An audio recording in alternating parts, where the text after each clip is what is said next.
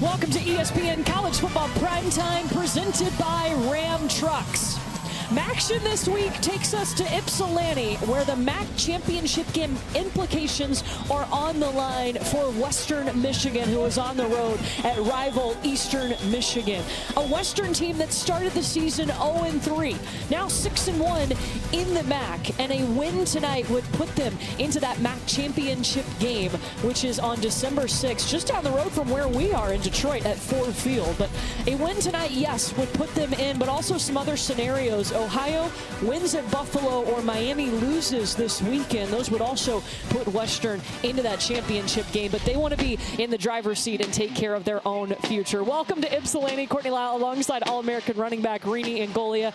What makes this Western Michigan team so good? Well, if you like running the football, you're going to love Western Michigan. You had 3 players over 100 yards rushing last week. They controlled the line of scrimmage, controlled the clock, and then their defensive front is really good, especially their rush defensive ends. They get upfield. They complement each other really well. Well, as a former running back, he does love running the football. Right. Let's talk about one of those running backs in Jalen Buckley. The last time that he played on this field, Rini, he had 138 yards and 2 touchdowns. Yeah, had over 100 last week. He's just a good every down back. Squares his shoulders up nice, presses the hole, has really good patience, excellent speed as well, but he sets up his blocks. He's a hard runner, catches the ball nicely out of the backfield as well. And we talked to him this week. One of the things he's worked on really hard this year is his pass protection. We're going to see him a lot tonight. The offense will go through Jalen Buckley. Really important, too, that he is finally healthy. We're seeing his best. On the other side, Dante McMillan needs 97 yards for 1,000 on the season. And that's the benchmark for every good running back, you know. So they didn't get the wins they wanted to for Eastern Michigan this year, but McMillan has a chance to go over 1,000.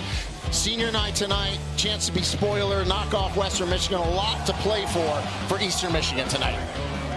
For Western Michigan, they control their fate. They can seal that spot in the MAC championship game with a win tonight. So how did they get hyped up and ready for this game on the road? We'll show you when we come back to Ypsilanti.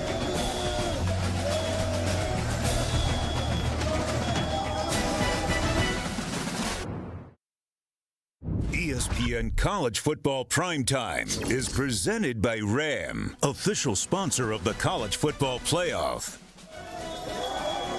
It's become a tradition this year for Western Michigan on the road. Their support staff and players form the juice line to get their team hyped up as they come into the stadium. And this juice line, I think, is a little extra special, right? Because they know they control their fate.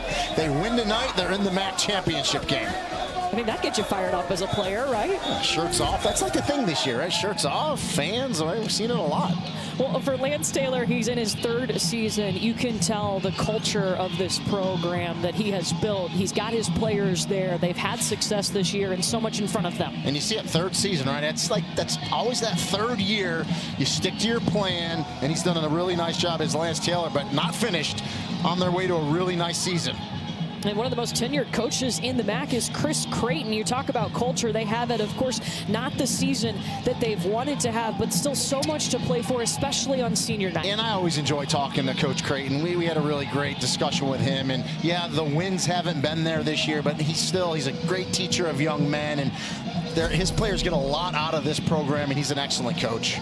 A win tonight would be the 500th in program history and an upset of their rival Western Michigan. There's this rivalry between Western Michigan, Eastern Michigan, and Central Michigan. Yeah, throw Central in there. MAC Michigan trophy, actually. Western can win that with a win tonight. Eastern Michigan won the coin toss. They elected to receive. They're going to take the football, so Western will get it to start the second half. And we've seen that in our travels this year. A lot more teams, it used to be, we'll defer, we're going to put the defense out there. A lot more teams this year are taking the ball first, which it used to be years ago. That was always it. You won the coin toss, you took the ball. Well, Jamin Norman is back for Eastern Michigan as Hunter Smith gets set to kick off this ball. A win for Western Michigan tonight, and they will play for a MAC championship on December 6th. And you love that as a coach, right? Because, yeah, there's a bunch of scenarios. Forget it. There's one thing we got to worry about. We win tonight. We control our fate. We are in the championship game. MACtion time on the gray field in Ypsilanti. And this will be Joey Mattard taking the return. And they'll mark him at the 22, so that is where we will see the Eastern Michigan Eagles set up offense. And Noah Kim, it's a name you might be familiar with, was at Coastal Carolina last season. Before that was at Michigan State, and he's become a captain here at Eastern. In 1 year, which is incredible. I mean, that goes to show you the type of leadership qualities he has. He's a much better athlete than I think people gave him credit for, so watch him today. He'll be able to extend plays with his feet and gain yardage. He will make some runs tonight. Dante McMillan is in the backfield with Kim. Again, McMillan needs 97 yards for 1,000 on the season.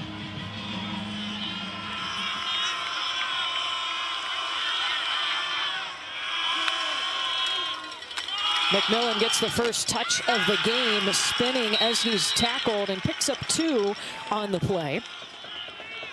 And right off the bat, a little inside zone. That was one of their points of emphasis. Get that running game going, but they think they have an advantage in the interior against Western Michigan's defensive line. They'll spread it out and go empty set here. Noah Kim does complete 62% of his passes on the season. Almost brought down in there. He is dropped for a loss on this play. Marcel Tyler with the tackle. Yeah, and you called it court empty set. This was a called quarterback draw and just nowhere to go.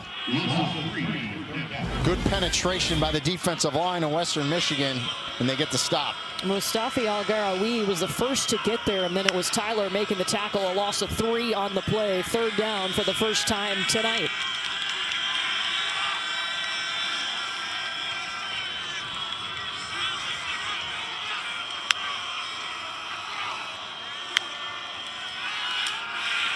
Kim throwing with pressure in his face, and that pass incomplete. He was hit by Joshua Franklin, who accelerated. Yeah, good job by that Western Michigan defense. Joey Pope with coverage on the back end as well. Send a little blitz. Noah Kim knows it's coming, has to release the ball. And a good 3-and-out to start this game for Western Michigan defensively. This Western Michigan defense is the 2nd best in the MAC when it comes to total yards allowed per game. They only allow about 287 yards a game. And Chris O'Leary, the first-year defensive coordinator for Western Michigan, very aggressive, will send blitzes like he did right there with Joshua Franklin, the corner. Mitchell Tomasak on to punt. Blake Basma, the tight end, has been fielding punts for them.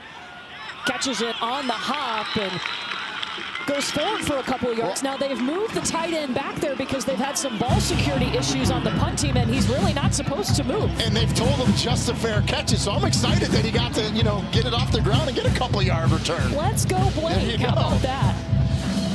Now time for this Western Michigan attack, led by Brock Lowry. He's a dual threat guy. He was one of 3 players for Western Michigan last week at NIU that went over 100 yards rushing. Kind of reminds me of Army, not the offense, total different offense, but the amount of times they're going to run the ball with different runners. Brock Lowry pulls it. It's dropped by Quincy Bias, who is wearing that special number 0. He gets the honors, just the 2nd true freshman since 2023 to wear that number. Was wearing 54, now goes 0. Good job by the true freshman. Good speed there to get to the quarterback Lowry for just a 2-yard gain. For this Western Michigan team, they are looking for a faster start. They have scored a combined 13 points all season in the first quarter. Brock Lowry pushing forward, and when we talked to Lance Taylor yesterday, they were doing some things differently in practice. After the stretch, they went straight to good on good. They did some things differently in warm-ups, almost like a halftime warm-up, in an effort to get off to a faster start. Yeah, and they love to run the ball, but here, 3rd and 5, 3rd and 6. This is a throwing down for me here for them. We'll see what Walt Bell, the offensive coordinator, calls up. And I think we're going to see a Brock Lowry pass here. And he is 2nd in the MAC in completion percentage. 64% of the time he completes it. He will look to throw.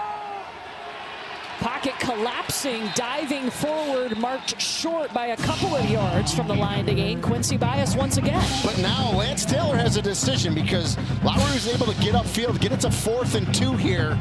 And his decision is quickly made. He's going to punt this. So a nice job by Eastern Michigan defensively, returning the 3-and-out favor. And both defenses get stops to start this game.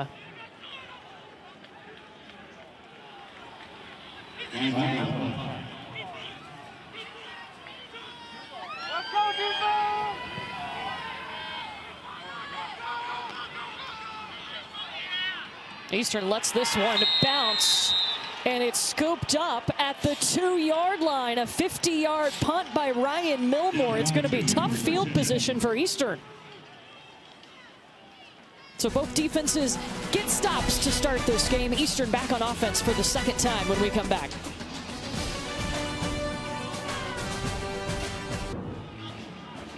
Well, last season, Chris O'Leary was coaching safeties for the LA Chargers. Now he's the defensive coordinator at Western Michigan. He was with Lance Taylor, their head coach, at Notre Dame for a few seasons together. And this is somebody that Lance Taylor really wanted to get on staff. And Reedy, look at the improvement from last year. Yeah, he's got good experience in the back end. Of course, he coaches on the back end as well, which I think really helps. And then that defensive front, you know, Tucker, Fisher, they got elite edge rushers for the MAC. Already got one stop in this game. Dante McMillan diving forward and tackled by Marcel Tyler. But we asked Lance Taylor about Chris O'Leary, and he said, look, he is a connector of people. He loves the relationships that he builds with his team. It shows up on the football field. Yeah, no doubt. And it's a unit that plays really hard for him, and you love to see that. They changed schemes, went from a 3-4 last year to a 4-2-5 this season. Second best defense in the MAC.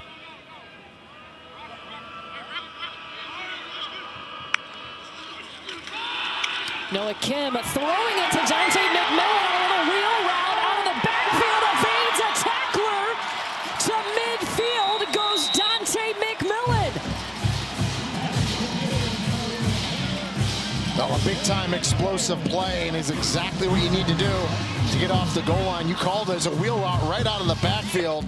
Linebacker got his eyes caught, hand caught in his cookie jar.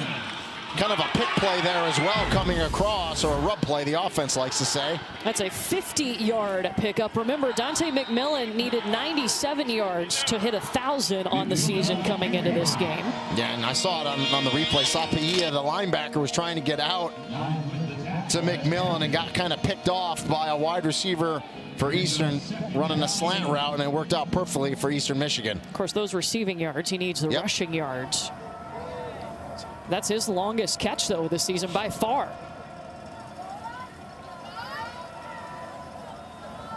They'll put Dunlap and McMillan on either side of Noah Kim. Handoff to Tavier Dunlap, who has been a nice combo to Dante McMillan. It's nice to have two backs this day and age. Yeah, he's the bigger back, about 215 pounds. A lot of times he's a short yardage third down back. This time they're going to go sweep to the short side with Dunlap. Turns it up, doesn't get the first down, but it's third and very short, third manageable here. And Tavier Dunlap actually was on that team a couple of years ago at Michigan when they won the national championship. He transferred to Eastern Michigan. They're about 20 minutes away. He didn't have to move. Yeah, it's always a nice ring, right? National championship ring. Stayed in the same apartment. He said he used to be able to hear the EMU marching band from his apartment in Ann Arbor. They'll direct snap it to Dunlap. And there's the bulldozer mentality you're seeing, and that's really close. Oh, maybe a yard short.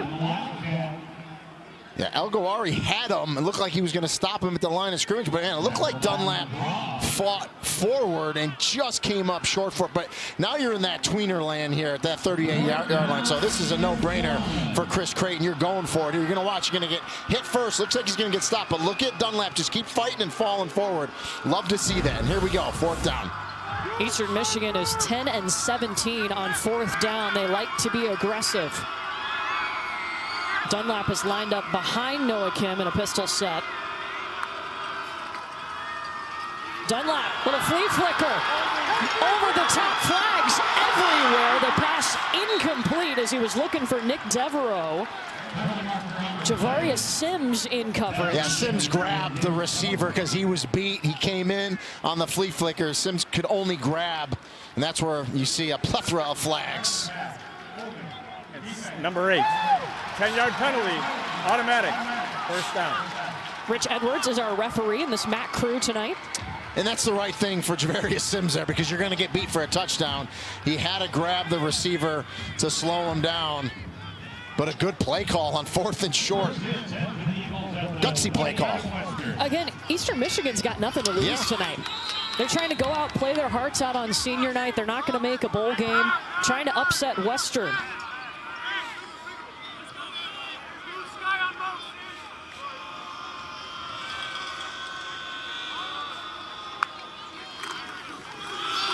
Dunlap. They're riding him right now. And Western Michigan just swarms to the football. They'll mark him at the 24-yard line.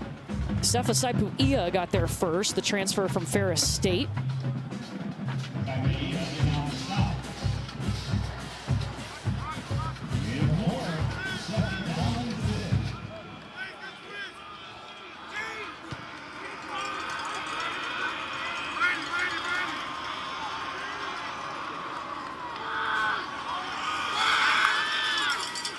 Kim looking to throw it. Connects it to Jamarian Wheeler for the first down. And there goes Eastern Michigan into a place reading where they have had success, the red zone. Yeah, 100% in the red zone. Good throw by Noah Kim. Good route by Jamarian Wheeler. Just a nice little out route. Good long throw by Kim. And the offense is in rhythm right now. It's an 8-yard pickup.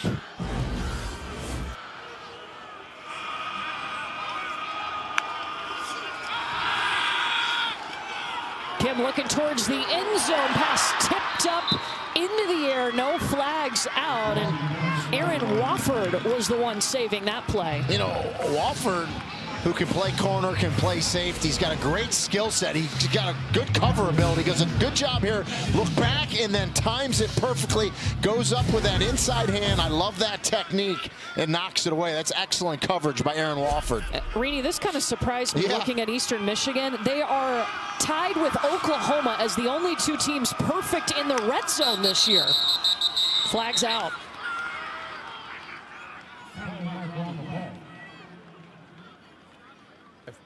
Full start, offense, number 56. 5-yard penalty, first down. Correction, number 65. That's the center, Nicholas Gallegos. But that red zone stat was, I had to text you immediately. Yeah, no, I mean, obviously they want more touchdowns instead of field goals, but still 100% is tremendous.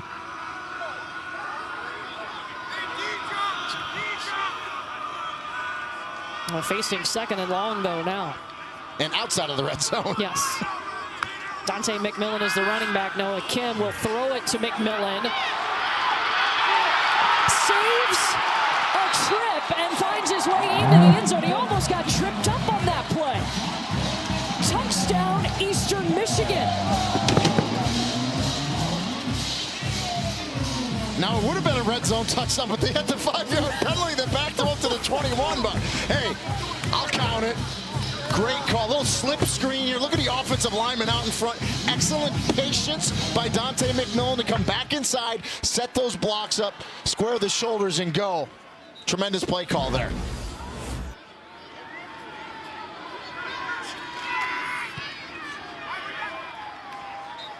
POT is up and good, and Dante McMillan puts the first points on the board, and they go for the home team, Eastern Michigan. Love to see it. Coming out, slip screen, McMillan. Eastern Michigan leads it early, 7-0.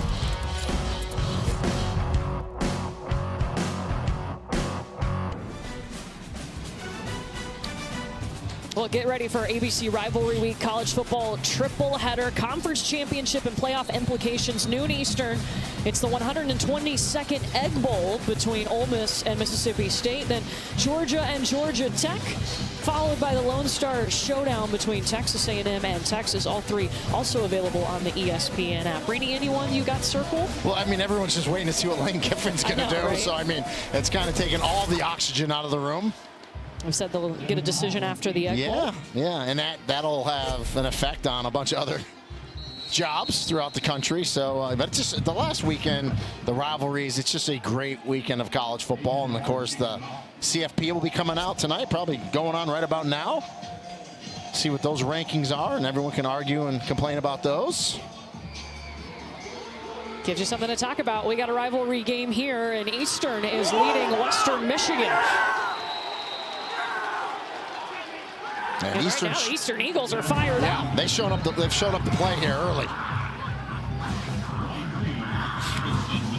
Marvell Elgliston is ready to go. Well, Western needs a win tonight, and that would control their fate and put them in the MAC championship game. A loss does not keep them out of that MAC championship game. Well, you know, we had them last week against Northern Illinois. They were down 13-0 in the first quarter, so notoriously slow starts for them.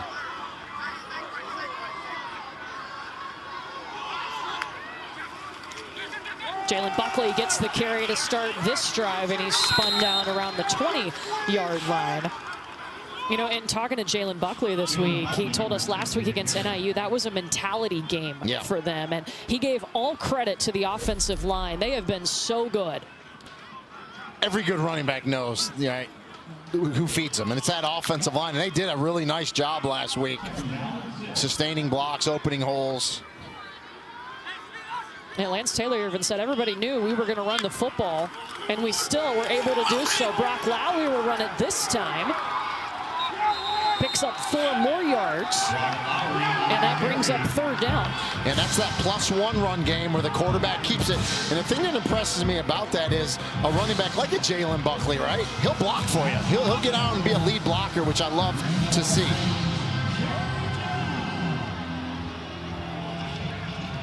Western Michigan's only faced 3rd down once tonight. They did not convert.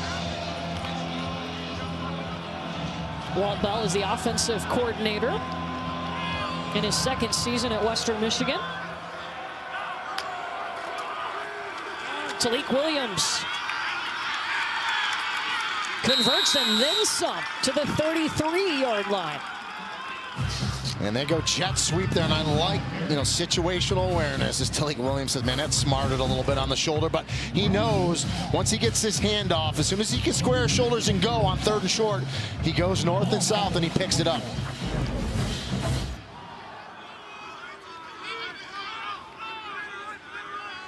Western will show pistol set here. They got 2 targets at the bottom of your screen. It's Christian Leary in motion. Little play action, a spin for Brock Lowry. Deep shot downfield to Avion Chenault. Pass incomplete, no flags.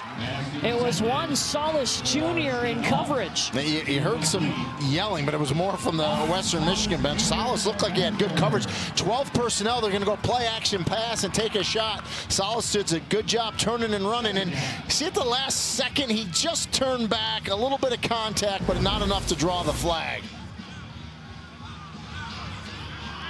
Avion Chenault, who they were targeting, is a true freshman who arrived a little late these days. Arrived in the summer, but from day one, they knew he was going to be an impact player. Talk to the coaches. They said he's going to be outstanding.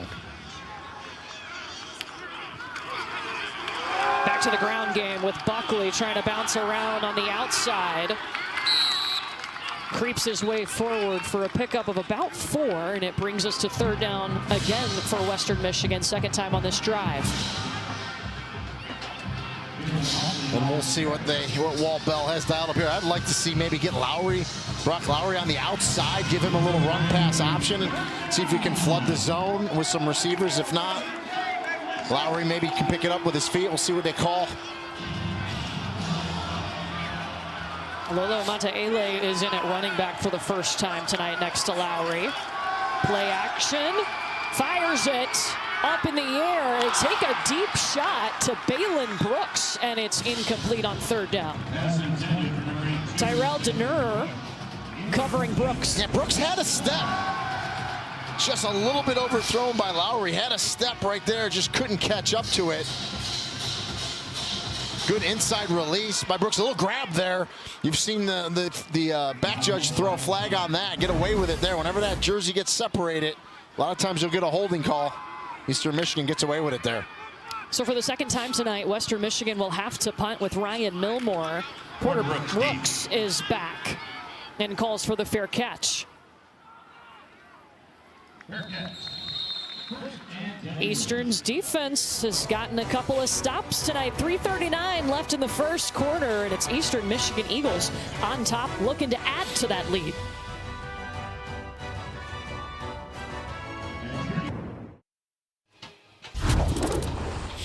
Well, the MAC championship game is a week from Saturday, just down the road in Detroit from where we are. And it's been great to see the parity in the MAC. I mean, the different MAC champions we've had recently. There's no other conference in the nation that can say the last 5 years there's been a different champion. I mean, that's the epitome of parity in a conference.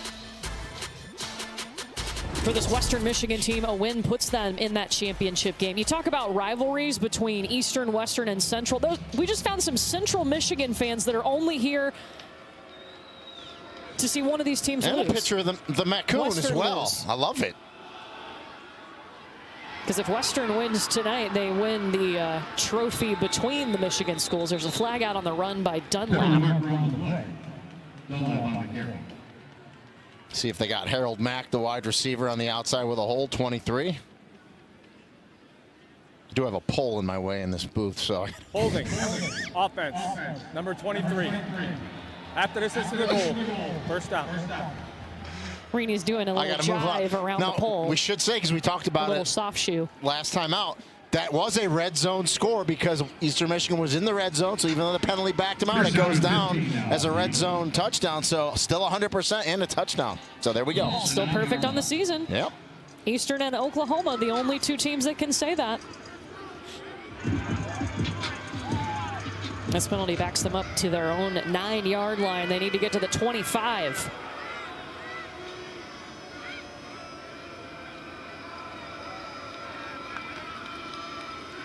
Noah Kim gets it out quickly to his target. Spinning around is Harold Mack. That pass is caught at the 22-yard line. Still need 3 more yards. Joey Pope with the tackle. It was funny talking to the coaches about Harold Mack. They said, true freshman, super confident in a good way. You love to see that, those young players.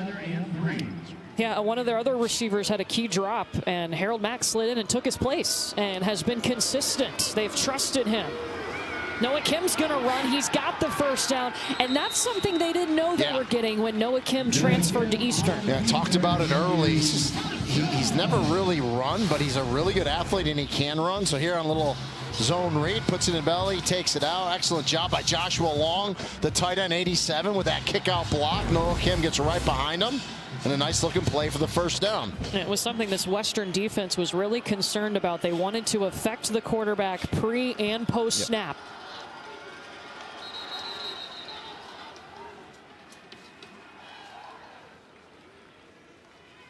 False start. Offense, number 65. 5-yard penalty. First down. That's on the center, Gallegos again. But when they say affect the quarterback pre- and post-snap for this defense, what does that mean? Give them different looks, right? So show one defense, but then change it to kind of affect his pre-snap read. And then post, when you're changing, make sure you go, when he's going to pass, you don't necessarily have to sack him, right? Everyone thinks you got to sack the quarterback, but you got to affect him. You got to get him off his spot. You got to get some hits on him. So that's how you affect pre- and post-snap.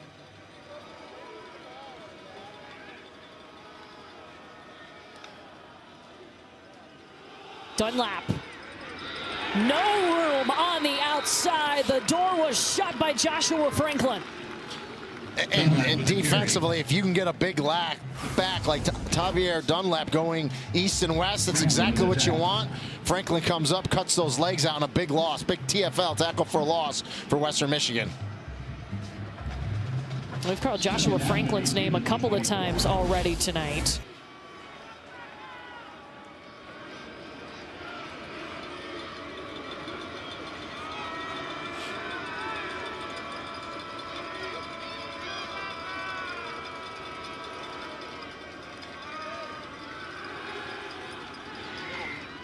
Noah Kim off of the fingertips of Harold Mack.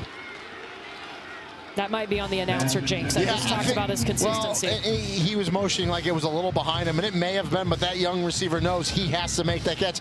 That's a shallow cross route. He's thinking catch, use his speed, get up that sideline, but you got to catch the ball first. And now you're in a world of hurt here at 3rd and 18 because they were just trying to pick up maybe half of it there to make it more manageable on 3rd down.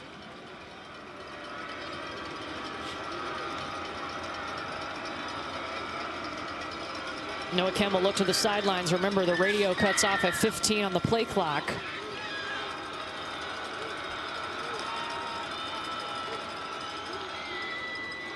They hand it to McMillan. Falling forward, keeps going! Down the sideline, Dante McMillan! 3rd and 18, no problem. Man, they just run draw there. They're not expecting really to pick that 1st down up, but guess what? Dante McMillan was. Inside handoff, little draw, offensive line, excellent job, and just watch the tackles missed, the tackles broken by Dante McMillan. You want to talk about contact balance? Tremendous by McMillan, takes a shot, stays on his feet, and comes out the other end for a big explosive play. That is a 54-yard pickup, his longest run of the season. Kim completes the pass to Dunlap around the 20. James Camden with the tackle. And when you come to tackle a good running back like Dante McMillan, a 200-pounder, you need to wrap him up. You can't just throw shoulders at him. He's got balance. He's going to contact you, stay on his feet. Exactly what he just did on that last run. This is the end of the 1st quarter.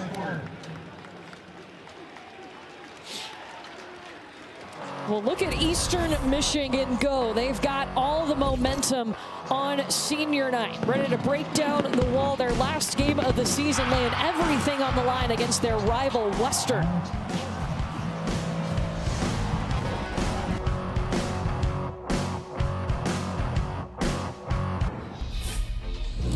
Welcome back to Ypsilanti. Eastern Michigan leads it 7-0. They're in the red zone again, and it's been a lot of Dante McMillan. He needed 97 yards rushing to go over 1,000.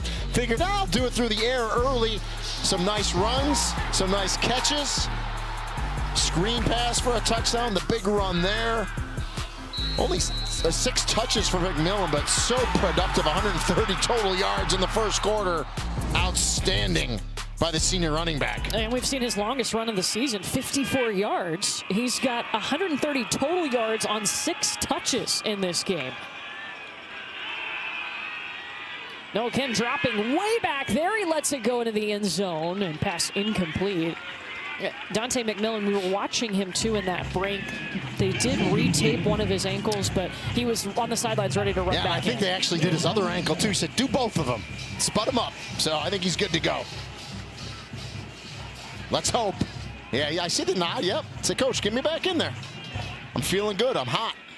Feed me. Eastern Michigan trying to upset Western Michigan. Western needs a win tonight to put themselves in the MAC championship game. A loss does not count them out of the game, but they control their destiny.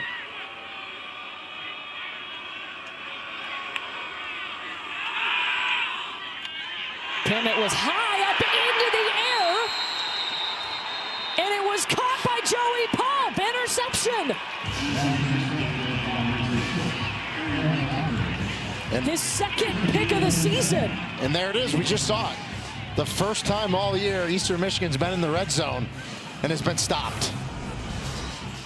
The deflection, good coverage by Franklin. Franklin's been all over the place tonight from that corner position. Knocks it up.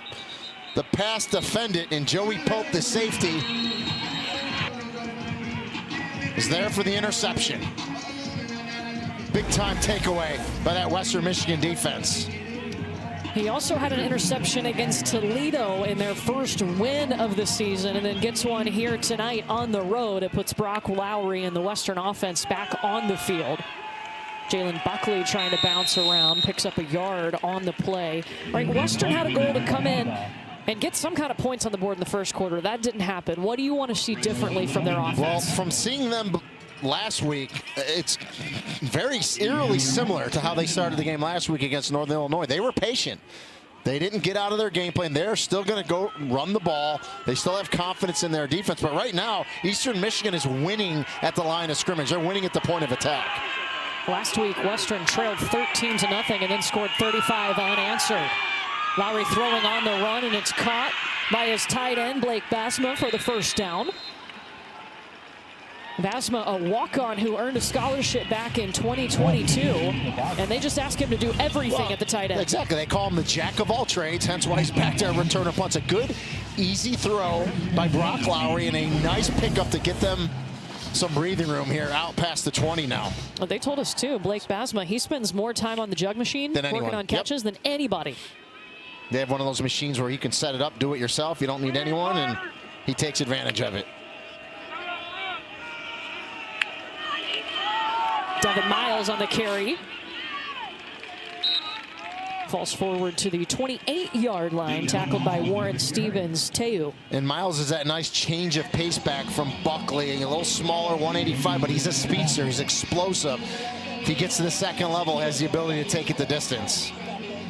Got to see him go over 100 yards last week, too. It was Jalen Buckley, Devin Miles, and quarterback Brock Lowry that had over 100 rushing yards each.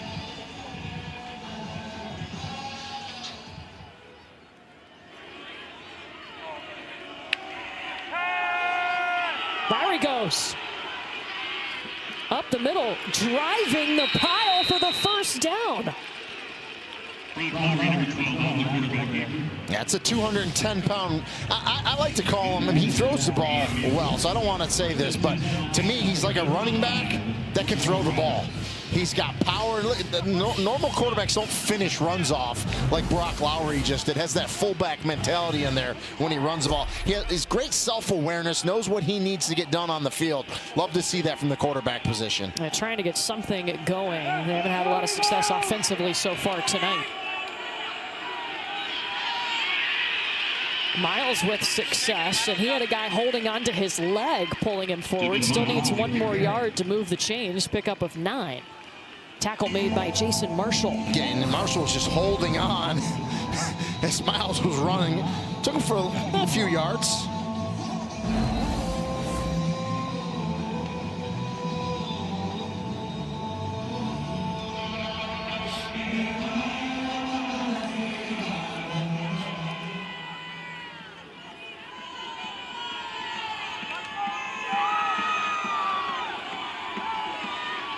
Flag comes out as Miles gets the yardage they needed, but we'll see what the penalty was. It came out of the backfield. I think they're going to get Zach Vaughn, 73, with a hold.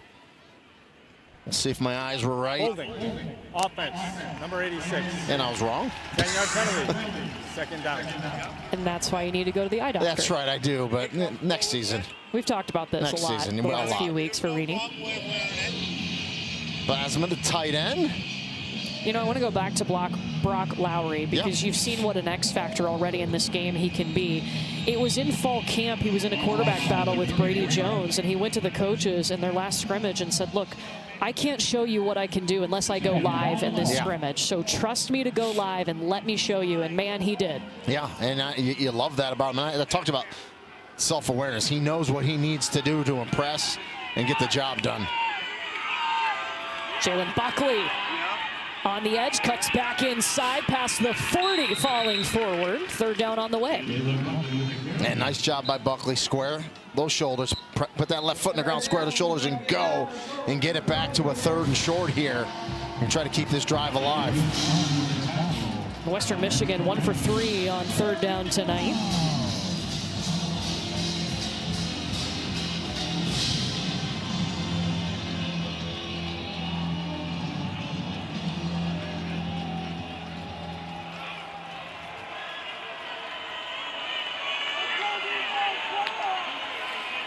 He pulls it from Talik Williams. Brock Lowry's got the first down.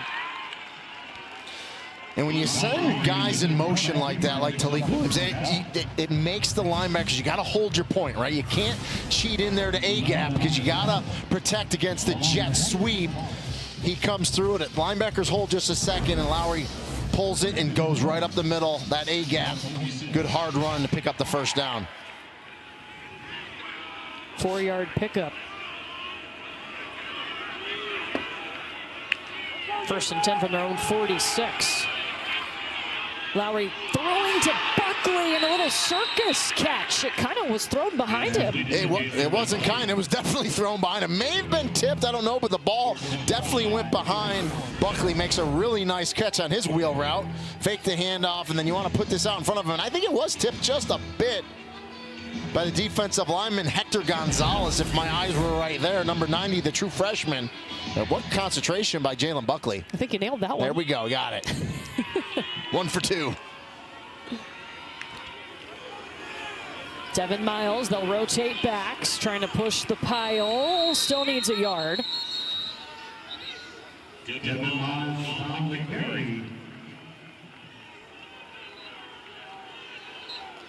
Ben Needham, the defensive coordinator for Eastern Michigan in his 8th season. I mean, you know they're going to run the football. And yeah, no, you know what Western's going to do, and you're challenged to stop them.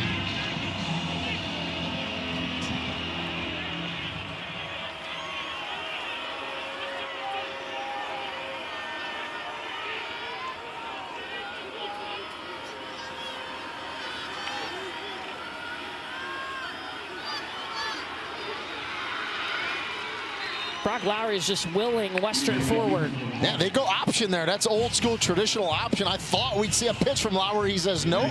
I see this hole. I can hit it, and I can pick up this first down. That brings me back to like the 90s right there. Reverse turn, going to run option down the line. Look at the offensive line. Reach blocking, getting down the line just enough. Lowry cuts it up and picks up that first down.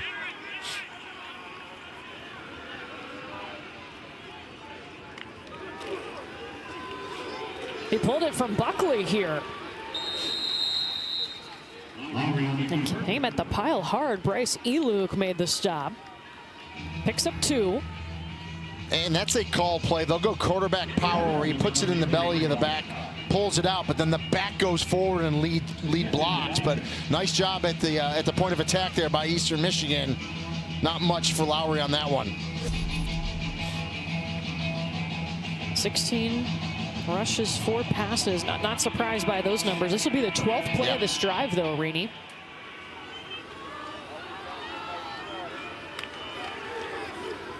Talik Williams on the little jet sweep. He's got something on that far side. He's got himself a touchdown.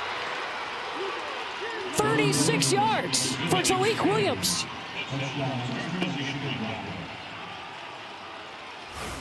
And how many times have we seen Talik Williams go in motion, right, where Lowry doesn't give it to him, keeps it himself. This time he gives it to him.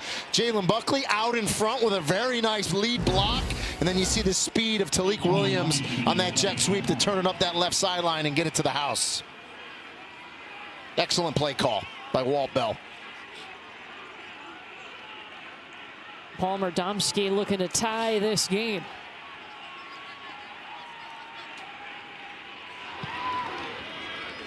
And he does. Longest drive of the season for Western Michigan. Defense gets to stop in the red zone, take it down the distance, tie this thing up at 7. We got a good one here.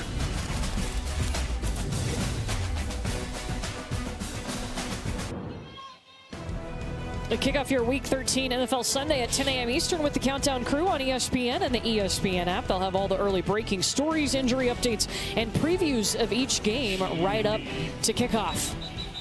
Western Michigan just tied up this football game, an important one because Western Michigan wants to control its own destiny. They can do that with a win tonight that would put them in the MAC championship game. A loss does not keep them out of it, but it's better to be in the driver's seat. You never want to leave it up to scenarios, right, where you lose that last week of the season and then you got to depend on other teams. If you have the ability to win and get in, you got to take care of business, and that was a nice drive for them getting back because they seemed kind of out of sorts early in this game. Eastern Michigan looked really good, but I think that defensive stop was big, and then the offense to put together that drive, 7.5 minutes to go to distance and score a touchdown was big for Western Michigan. Yeah, Western's defense got the interception. Their offense turned it into points, and Eastern will go back on offense, look to retake the lead. Will step aside in Ypsilanti.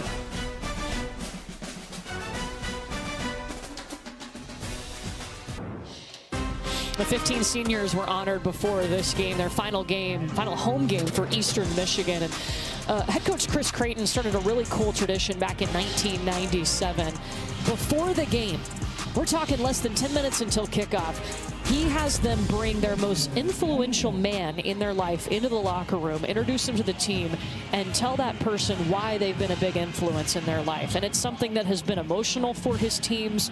It's something that has taught his players a lot about each other. And Mike Piakowski, who's the offensive coordinator, actually was a player for Chris Creighton. He experienced this. He said it's very powerful. He brought his dad into the locker room. Super emotional. You know, Coach Creighton told us a story, one of his prior coaching positions. He actually had to call a timeout before the game even started because it was so emotional, but something that he loves, his team loves, and it's very meaningful for the players. I'm trying to honor these seniors and go out with a bang here against their rival. Western Michigan just had its best drive of the night and got a touchdown. You know, all the things Coach Creighton does, I mean, his main goal, program goal, is to impact men, and he does that. I mean, yeah, you want to win games and you want to set records and win championships, but at the end of the day, he's building young men into men that are going to be great fathers, great husbands, great citizens, and just, you love coaches like Chris Creighton that develop young men. Noah Kim in the Eastern offense trying to retake the lead. Pass up top. Ooh, that was close, but it was hauled in by Benson Prosper. Joshua Franklin was right there. Right there, and it shows you the arm strength of Noah Kim as he spins it out there. I mean, Franklin's had a really nice night early. He's right there, and just proper technique, goes with that inside hand, misses, but he's got that outside hand to make the tackle. But a good throw and nice catch by Prosper. Prosper was a JUCO national champion last year at Hutchinson Community College. His first catch since October 11th against NIU. 3rd and 2. Eastern Michigan is 1 for 4 on 3rd down.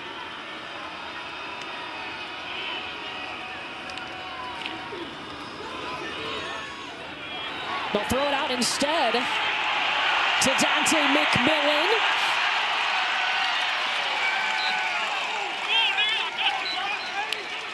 Finally stopped by Dylan Moore. Run for McMillan. Well, and I love the play call. You fake it to the big back, and then you have McMillan in there in a trips formation like a receiver. Just a quick little out, dump pass by Kim, and then down the sideline he goes. That's 48 yards. Too bad he didn't need 100 receiving yards for 1,000 tonight. Over 100 receiving for sure. Yeah, he's at 118. He's at 61 rushing. Needed 97 coming into this game, rushing for 1,000. Dunlap wrapped up.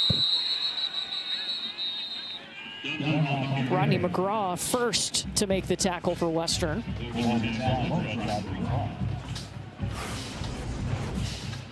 And nice little set here.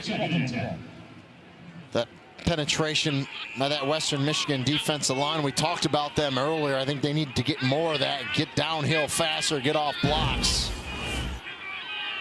Loss of 1 on the play. That's when they spread everybody out. Dunlap, the running back, is all the way at the bottom of your screen.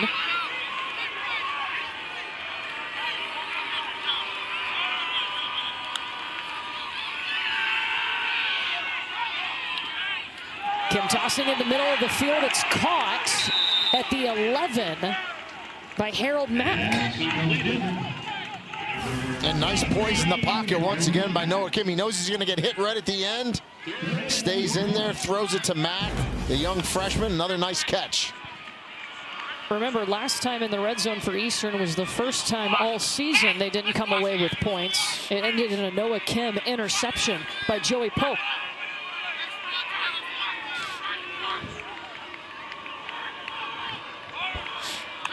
Joshua Long goes in motion. Kim pulls it. He's got the conversion.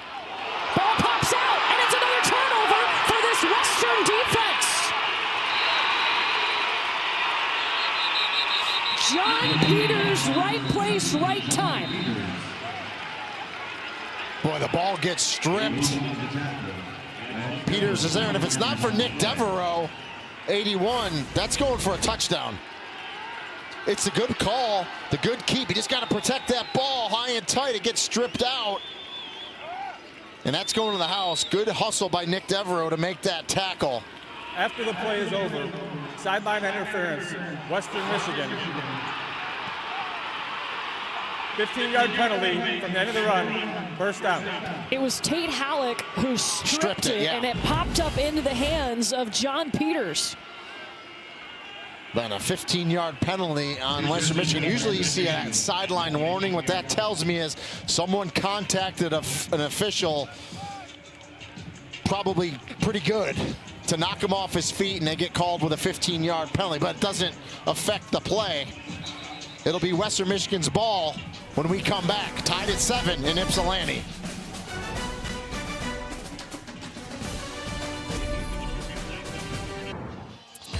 Well, Eastern Michigan had the fewest turnovers in the MAC, but they've already had 2 in the first half. Yeah, big interception in the red zone. Then they take that down the field.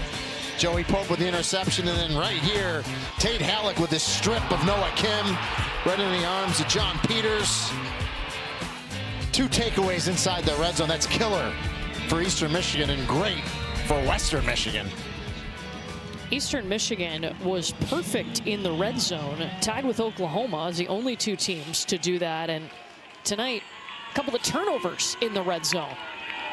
Western Michigan got points the last time they forced a turnover. Can they do it again? Brock Lowry on the move. They've looked different here in the second quarter. They were scoreless in the first quarter. Yeah, again, patience. They know what they want to do. They want to run the ball, +1 run game with Lowry.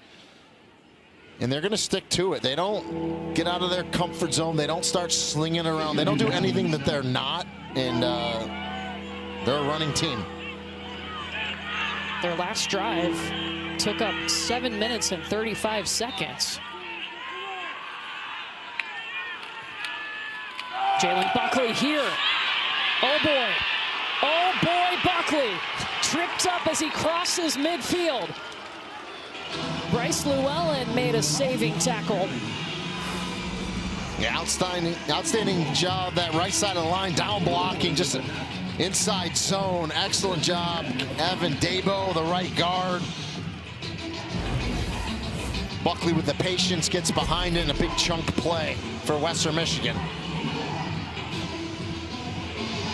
He's liked playing this Eastern Michigan team. Last time on this field was that 2023 season when he had 138 rushing yards. Christian Leary couldn't turn upfield and get anything. Zach MACtion was forcing him.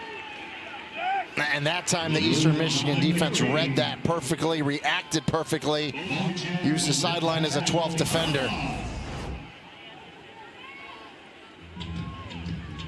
MACtion, really nice job there from his linebacker position. Get that tackle for the loss. This is the 2-minute timeout. That's a loss of 5 on the play, but 2 minutes until the half. Western driving. Remember, they will get the ball to start the third quarter as well. We finish up the first half when we come back.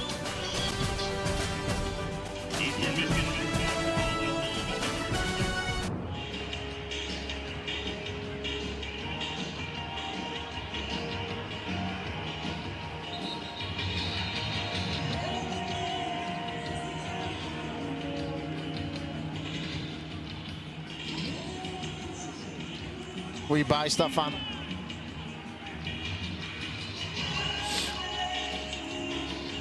Tie ball game with 2 minutes to go. Western Michigan needs a win tonight to control their own destiny into the MAC championship game. They're driving now. Their defense has forced turnovers on back-to-back possessions in the red zone, and now their offense back on. Yeah, and the Eastern Michigan defense has a chance to step up. See Zach MACtion right there, the middle linebacker, had a nice tackle for a loss on the last play.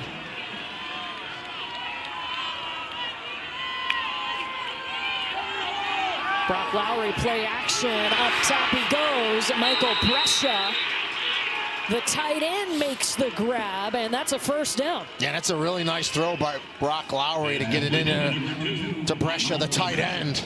Brescia, who spent 4 seasons as a quarterback at Colgate. Yeah. 6'2", 242 is Brescia. Good, solid, real solid quarterback. Good solid tight end as well. Yeah, he was a dual threat quarterback at Colgate. Lowry on the move. Lowry open turf. There he goes. Touchdown, Western. Broncos with their first lead. 33 yards for the QB. Yeah, the +1 once again. Quarterback keeper Blake Basma, the jack of all trades, 86. Watch the block on the outside. Excellent. You saw the receiver come down with a block as well. Run it to the short side of the field. Really nice play.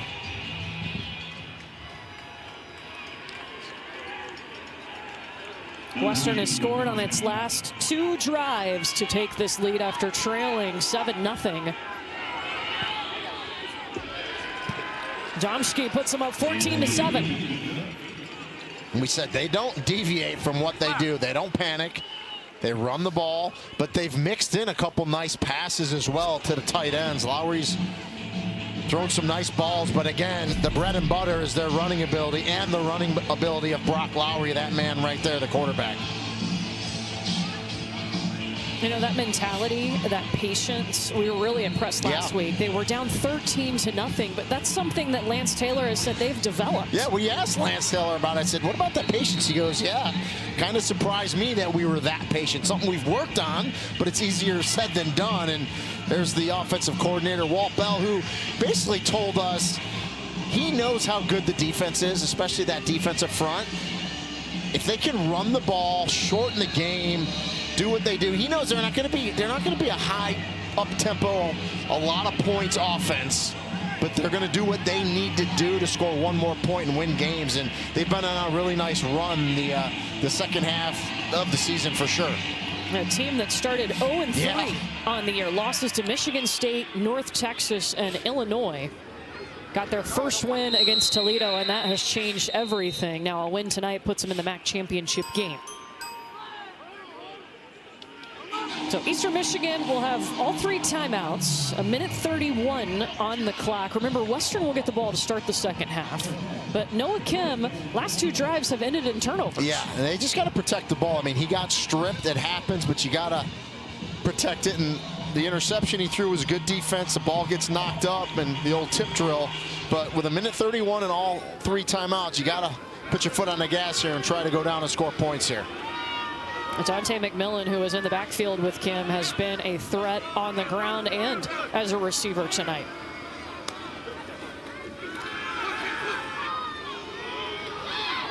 Pass incomplete to Harold Mack. And I'll tell you, for the most part, the offensive line for Eastern Michigan has done a really good job protecting Noah Kim. They've held that defensive line of Western Michigan at bay. 8 for 14 tonight for Noah Kim, 159 yards.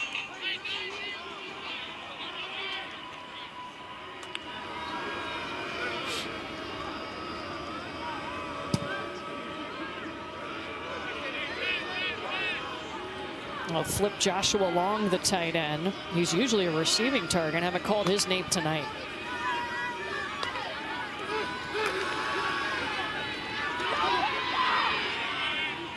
Kim, pressure, just had to throw it away. Yep, slid out of the tackle box and just threw that away. And really, that's on the back end. That's really good coverage by Western Michigan. Just nowhere for Noah Kim to go. Throws it away and lives for another down, but it's 3rd and 10 here. Now you got to be careful, right? Because you can give the ball back to Western Michigan with time for them to score some more points. So a critical play here on 3rd down. Eastern 2 for 6 on 3rd down. And Western's going to use a timeout. Timeout. Western Michigan. They're first of the half. 30 seconds. Well, here's our Week 13 Monday Night Football matchup. The Patriots and the Giants at 8 Eastern, 5 Pacific on ESPN, ESPN Deportes, and the ESPN app. Peyton and Eli on ESPN2. Coverage will kick off with NFL Live at 3 Eastern, and then Scott Van Pelt and the Monday Night Countdown crew at 6 Eastern. How about those Patriots, huh? Mike Vrabel doing some work.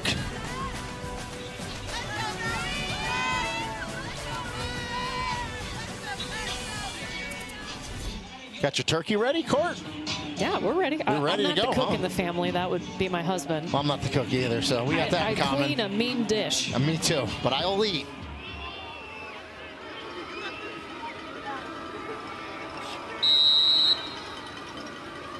3rd and 10. Ken lets it fly. Marked at the 31, not where they needed, and timeout is called by Western Michigan. Western Michigan. Their second of the half. 30-second timeout. Aaron Wofford made the tackle. Exactly what you want to do, right? You get the underneath pass. It's not enough for the first down. Come up and make a tackle. That's what Wofford did. And then, boom, you bang another timeout if you're Lance Taylor. So going to force a punt here with 1:16. You still have a timeout in your back pocket as well. Lance Taylor told us the message to his team this week was that there was one scenario, we win, and we're in the championship game. Now, there are some other scenarios if they don't win tonight. A win tonight or an Ohio win or a Miami, Ohio loss would put Western in that championship game. But at the end of the day, Western Michigan is the only team in the MAC that can control their fate.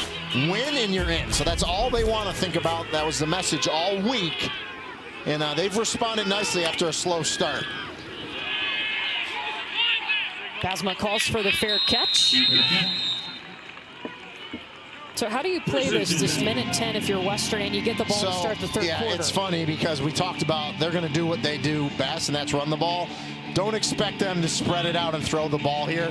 At the very least, they're going in the locker room up 14-7. They're going to run the ball. But what they're going to do is maybe they can spring Buckley for a 30, 40-yard run. Then you can step on the gas a little bit and maybe throw it. But I would expect a run here on first down.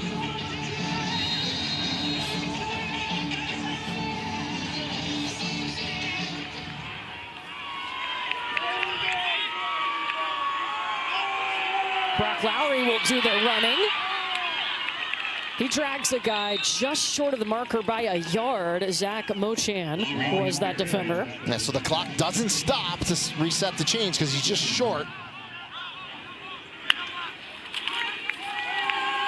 Buckley got the first down and more to the 36-yard line. It'll pause briefly. And now because you're out, getting close past the 35, you might roll Lowry out and throw the ball here. He's 3 for 5 through the air this evening. Play action, he will look to toss it. And he's got Balin Brooks. They got to go quick here. They may even spike this because you want to keep that last time out for a field goal attempt.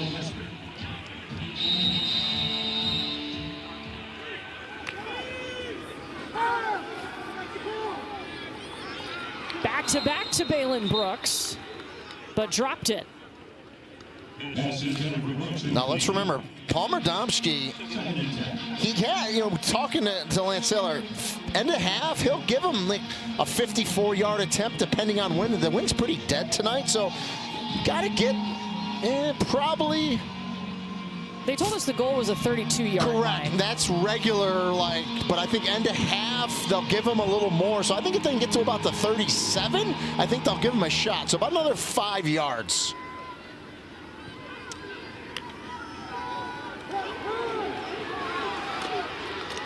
Lowry's got that and more inside the 35. And they're going to use their final timeout of the half. Western Michigan, their third and final of the half. 30 seconds. So stops it with 19 seconds to go. Third down on the way. They need about 3. Yeah, and again, started this drive with a quarterback run, right? Quarterback draw, good chunk play at 9 yards and just do what they do. Complete it one pass, a nice one. So they don't deviate from what they do well. And just like that, they're in Domsky's range for a field goal. It was Eastern who started out this game with all the momentum, and Western did not panic. In the second quarter here, they have taken control. All 14 of their points coming here in the second quarter. And now you got to, it's 3rd and 3 here, so obviously you want to get some more yards. You can't get tackled without getting a first down because the clock's going to run out on you. You got to get the first down and then get up and spike it. Give your field goal plenty of time to get on there and kick it. Yeah, Western Michigan, no more timeouts in the half. Talik Williams on the jet sweep. This has been successful for them. He got a touchdown off of it. It gets the first down. They got to hustle. Yeah, spike the ball. Yeah, they'll spike it. It stops for that first down. Plenty of time there. I would actually let it run and then spike it.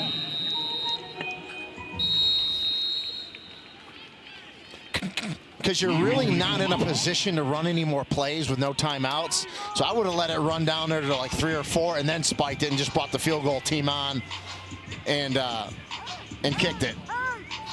Yeah, because now with 11 seconds, you're in kind of a weird... Yeah, and so he's going to bring his field goal team out now. So that stuff you just... Every type of scenario you have to plan for, and so now he's going to take his field goal kicker off. He may just drop Lowry back and say, whatever you do, don't fall down, don't take a snap, and just throw it out of bounds just to take some more time off the clock.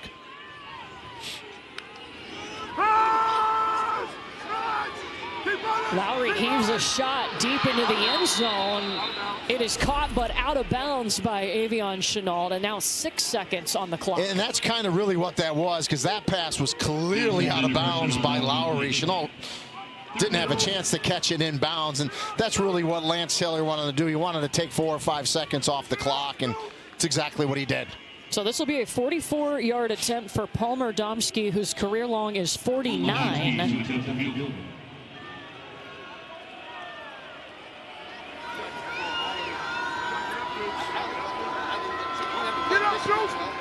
The 44-yard field goal is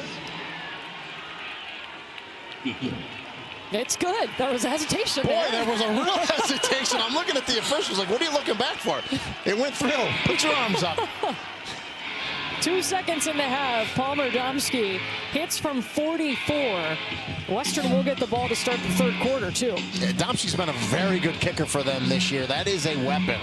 He's been the MAC Special Teams Player of the Week 3 times this season.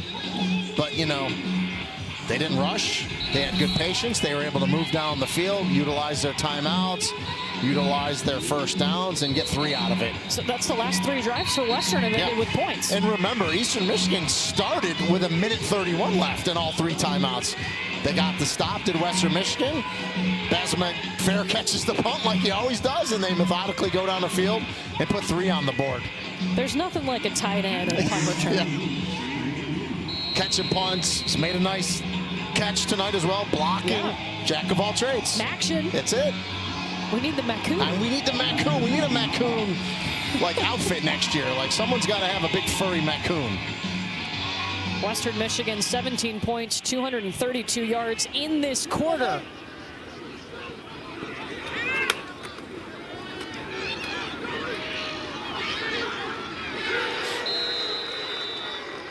And that's the half.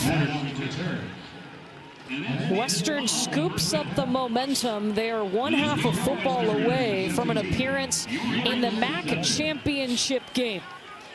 17-7 lead at halftime for Western Michigan. Let's get you to the studio with Zubin and Trevor.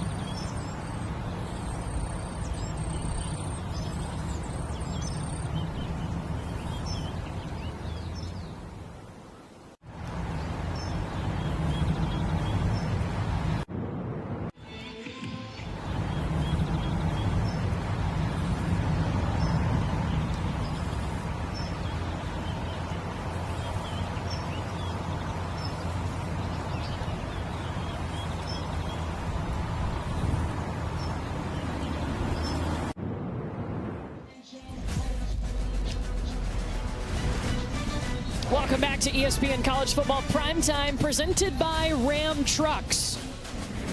Western Michigan, a win tonight would put them in the MAC championship game. They've scored 17 unanswered points, all of them coming in the second quarter, and they lead as we get set to start the third quarter. They'll also get the football. Courtney Lyle and Rini and Golia with you. What changed in the second quarter for the Broncos? Lance Taylor wanted to get off to a fast start. That didn't happen. But again, much like last week, they're patient. They don't panic. They stick to their game, and they got Brock Lowry going in that +1 run game and just methodically went down the field and got into the rhythm for them running the ball. Coming out in this game in the first quarter, it was Eastern Michigan who had all the momentum, and they were doing it a lot with Dante McMillan in different ways. Yeah, and catching the ball out of the backfield, a little slip screen there for McMillan, touchdown, and Eastern Michigan looked really good early. But then that second quarter, that first takeaway in the red zone, Joey Pope with the interception. They go back down the field. Talik Williams with the jet sweep takes it in the end zone. And then another red zone takeaway. Tate Halleck with a strip. John Peters with the recovery. And then Lowry finished that drive off with a touchdown. And then they get the stop before half court. We're able to go down and get a Domschke field goal. So an excellent second quarter for Western Michigan. Yeah, Domschke hit from 44 yards just before the half. And now Western Michigan will get the football to start the third quarter.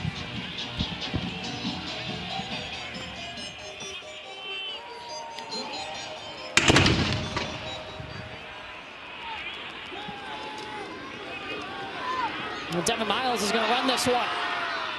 Spun down just over the 30-yard line. So Brock Lowry, the dual-threat quarterback, leading this offense right now, up 17-7. The message all week from Lance Taylor, their head coach, has been there's only one path for them in their minds to the MAC championship. You win it tonight, and that puts you in the championship game. There are some other scenarios, but that's the message to his team. Man, the other thing, if you can get this win tonight, put yourself in the game, you have 11 days to rest. It's kind of like a half a bye, right? Playing on a Tuesday night. That MAC game isn't until 2 weekends, if that makes sense. Yeah, a week from Saturday. Yeah. Jalen Buckley hitting the pile hard. What do you like about him as a running back? Yeah, it's just his effort, right? And he's a smart running back. And he told us he's been working on the mental part of it. Pre-snap read, what's the defense doing? Squares his shoulders nicely, has patience, and he presses the hole, which all good running backs do.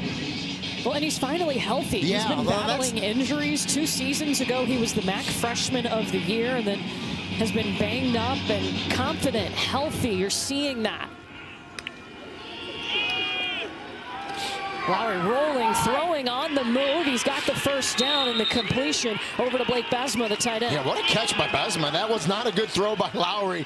Low and behind him, and the big tight end said, that's all right, I'll hand catch it. I'll scoop it off the turf before it hits.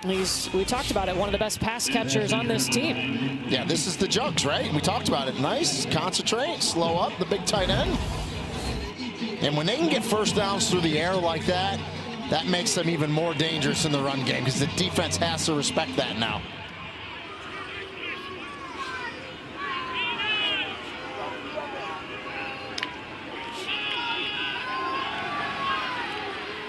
Lowry's got to go, can't go anywhere. Sacked by Donovan Green. Yeah, and don't be fooled, that number 9, big Donovan Green, 300-pounder, plays the nose guard position. And there, it's just good coverage, the secondary by Eastern Michigan, and nowhere for Lowry to go. And big Donovan Green gets there for the sack, and that's a big sack, putting him at 2nd and 19 here. A 9-yard loss on the sack.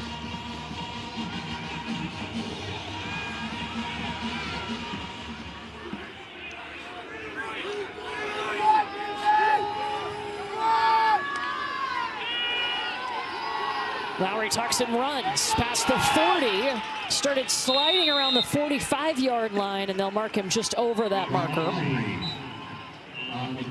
Well, it gets the sack yardage back, plus a couple. We're about 3rd and 8 position here. You know, if they can pick up 6 or 7 here and maybe just get short of that first down line to gain, Lance Taylor may think about going for it. We'll see what they can do here on 3rd and 7. Remember, Western Michigan has scored on its last 3 possessions. Mata Ele is the running back on 3rd down.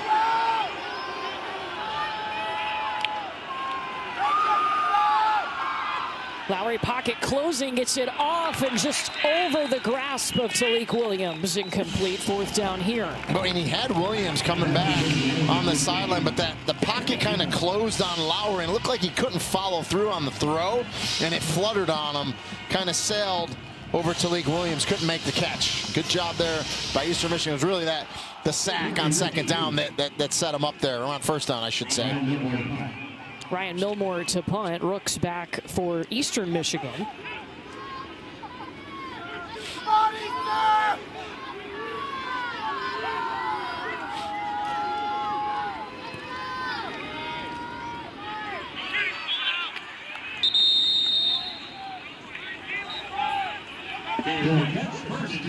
So Eastern Michigan getting set for its first offensive possession of this half.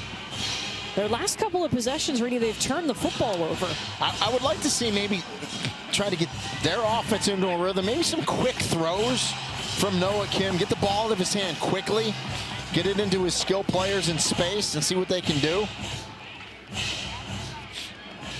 You know, Nick Devereaux, number 81, is one of their top targets, and we haven't called his name tonight at all. He made a tackle. That's it on the fumble recovery.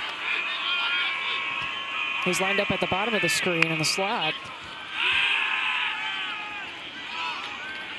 Look at him toss complete over the middle. It's a 1st down for Eastern Michigan as it's caught by Harold Mack. Yeah, good protection there. Gave Noah Kim time to scan the field to find his young receiver, Harold Mack. And right here, get north and south, go. And then get down, because you're going to see big bodies coming. Harold Mack has been somebody that's come on late. All of his catches have come since October 25th. He's got 3 of them tonight.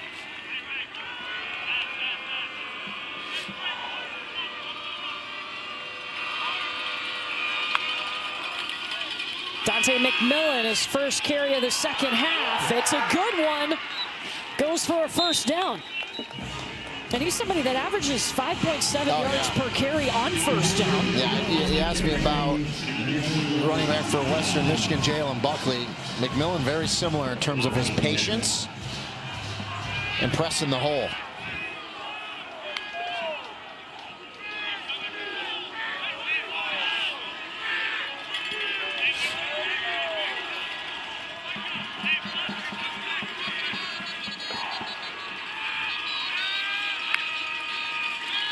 It's a low snap. Noah Kim corrals it, and the pass, he's hit, and it comes loose.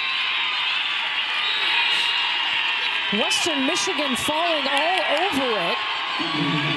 Ruling on the field is a fumble recovered by the defense. So on this replay, you want to watch his hand because they're saying it did not come forward. So this a fumble forced by Nadeem Tucker. Man, Tucker, their elite rush end, number 11. Watch right here. Boy, and it actually hit.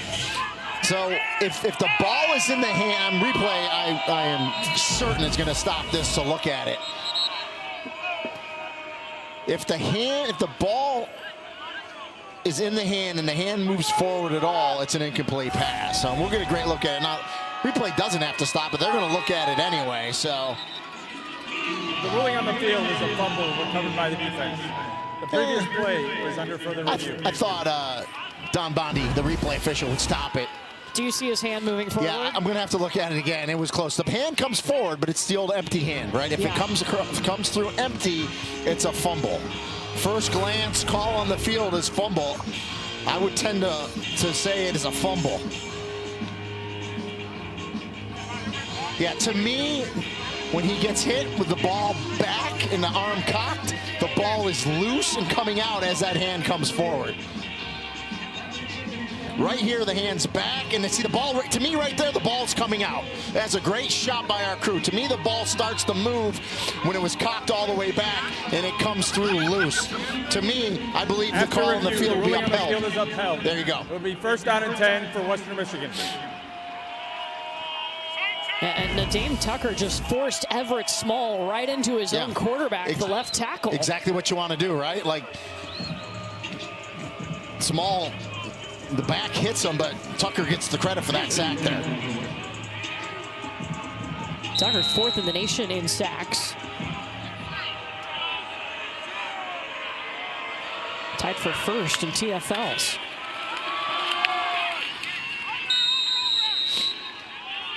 Boy, 3 takeaways tonight by that Western Michigan defense.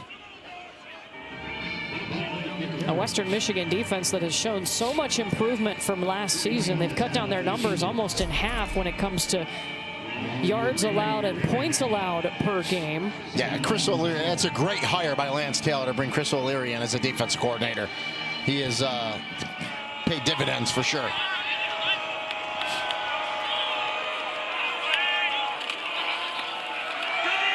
Lowry rolling, looking to let it fly. He does. Malik Dudon with the catch for a 1st down inside the 10. Yeah, just a good crossing route by Dudon. Good patience by Lowry. And I love getting him outside here because it gives him a run-pass option. Not an RPO, but a run-pass option in terms of he's on the outside. If Dudon's not there, Lowry just tucks in and goes and picks up 3, 4, 5 yards, maybe breaks a tackle and goes even further. Dudon's 1st catch in 3 games.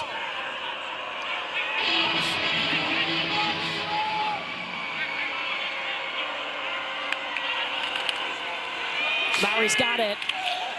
And Eastern's defense knew it. And now you just sell out, right, if you're Eastern Michigan between the tackle box. You put a lot of bodies in there. See Evans, 33, one of the leaders. Carter Evans, very experienced player. Now you just gotta take Brock Lowry out of this game and say you gotta beat us another way. Now, you know the jet sweep's gonna come in here eventually too because they've had success with it. And they've used Talik Williams, number 0, who's lined up in the slot right now with the yellow sleeves on. They like to use him coming across. Little reverse. Back the other way, Avion Chenault.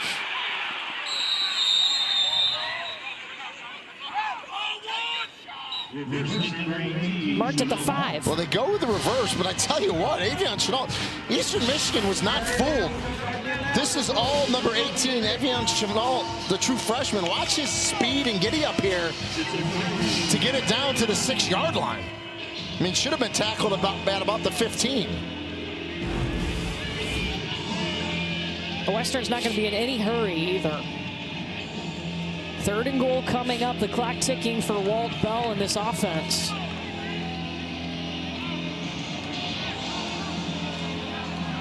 Ben Needham, the defensive coordinator, looks on.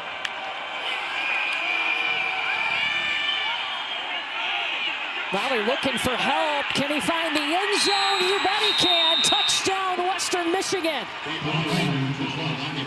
Patience.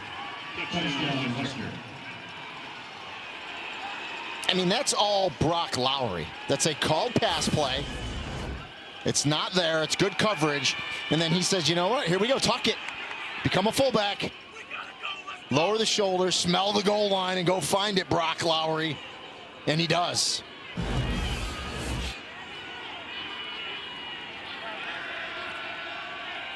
Domsky to attempt the point after. Palmer Domsky on for the point after. 24 straight points for Western Michigan. And give the young receiver Avion Chenault credit on the reverse. He was able to get it back to the 6, where then Lowry on 3rd and goal doesn't have a receiver but says, I'll become running back. Western Michigan leads it 24-7 in the 3rd.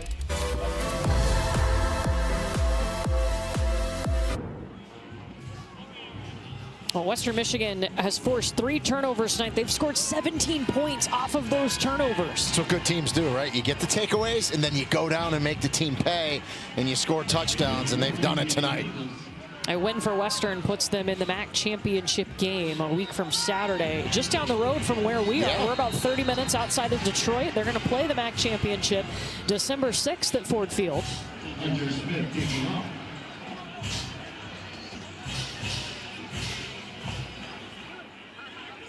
Brock Lowry making things happen, the quarterback for Western Michigan. He punches it in with his legs for the second time tonight, and now Western kicking it back to Eastern. And they'll boot this one into the end zone. And we step aside. 24 unanswered points for Western Michigan. They're controlling this football game.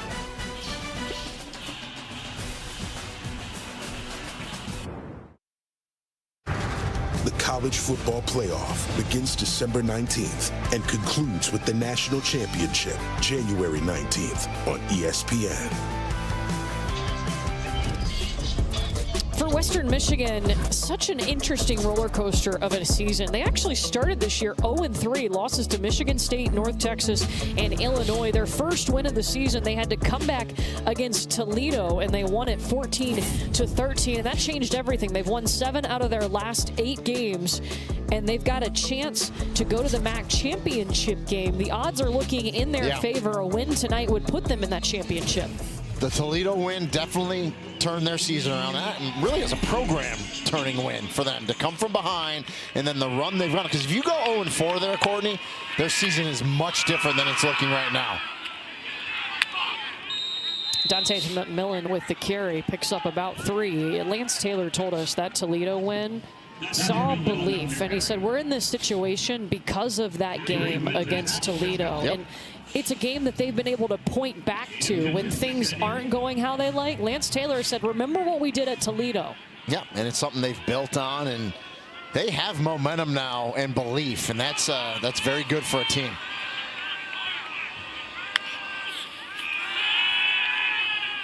Noah Kim heaves it up in the air. Yeah, and there's a flag out for sure, because I was watching Darvarius Sims just hold on to the back of the intended target as he ran down the field. And the side judge and the back judge didn't throw a flag. It came from the line judge. But I'm with you, Court. I thought I saw a hold there as well. Pass interference. Defense, number 8. 15-yard penalty. Automatic. First down. See if we can see it. And there's a hold right there. Yeah, no doubt about it. I mean, it's an easy call. I'm just surprised we didn't see 3. A lot of times you'll see 3 flags, right? But one's enough. That's all it takes. Eastern looking for a little life as they have turned the ball over 3 times tonight. They had the 12th fewest turnovers in FBS coming into this game.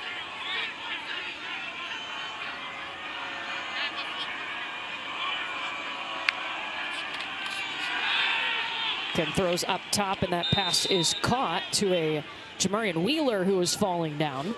And you see Wheeler saying to Noah, can try to get me the ball up higher so I can run after the catch.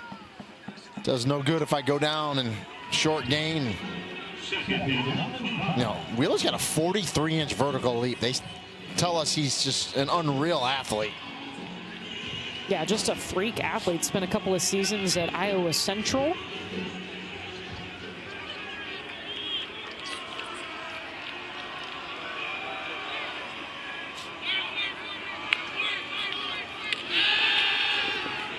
Kim's got to go. Being chased big time. Tyson Lee hit the gas and was just cruising after Noah Kim. Yeah. Smart veteran quarterback knows, though, once he gets outside the pocket, just throw the ball away. Live for another down. But, boy, yeah, look at D. Lyman running. It's a redshirt senior out of South Bend, Indiana. I mean, yeah, Tyson Lee, he looked like a sprinter there coming around that corner. He wanted that sack.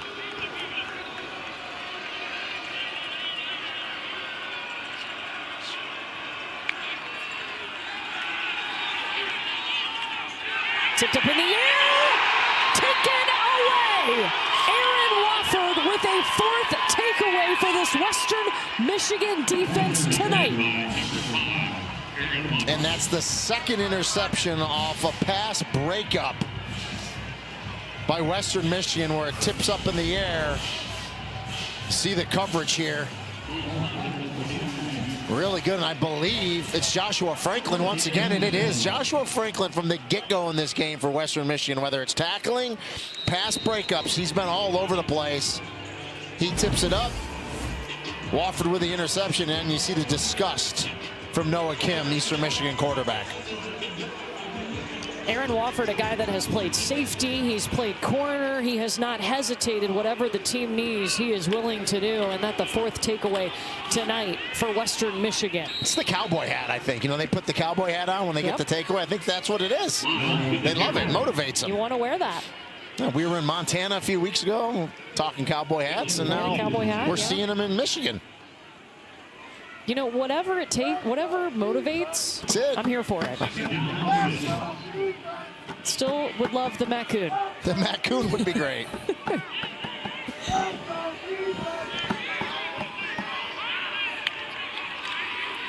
But Christian Leary is going to get the football here. First down. Spins around at the 30-yard line. They lined him up in the backfield. Yeah, I was going to say. Lowry. The receiver lines up at running back. Well, you know, he's from Orlando. He's an Orlando kid, Court. Played at Edgewater High School. Good speed. Obviously, they've worked on him getting some reps at running back because he looked really good there. Looked comfortable out of the backfield. It's his 7th carry of the season. Spent 2 seasons at Alabama, 2 seasons at Georgia Tech, and now at Western. You know Orlando guys can do a lot.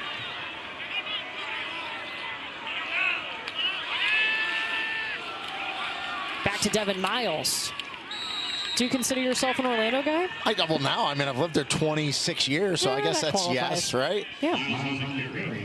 But getting back to the game, Western Michigan, this is what they do now. Now they lean on you, right? With that offensive line, they wear you down. It's like a boxer that'll go 12 rounds. They're just jabbing you, and they're giving you punches and uppercuts. And now they start leaning on you with that inside run, grind the clock out, and this is what they do. 230 yards. Talik Williams gets the carry from the backfield. They're just having their way with this Eastern defense. And when you control the line of scrimmage with the push, with the inside run, then those jet sweeps, the outside runs, it just keeps a defense on their heels. Nothing they can do. Good block, and they block really well on the perimeter. The tight ends, the receivers. It's a very good complementary team in terms of if they're not carrying the ball, they're blocking for their teammates, and you love to see that. You forget, too, this is an offensive line that lost 2 All-Americans from last season, and they've really been the players of the game the last 2 weeks.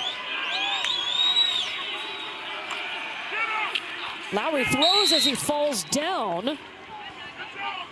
Pass incomplete. Carter Evans got to Brock Lowry. Yeah, tries to get that out to the tight end, and good job by Eastern Michigan, though, to get to Lowry, force that incomplete pass.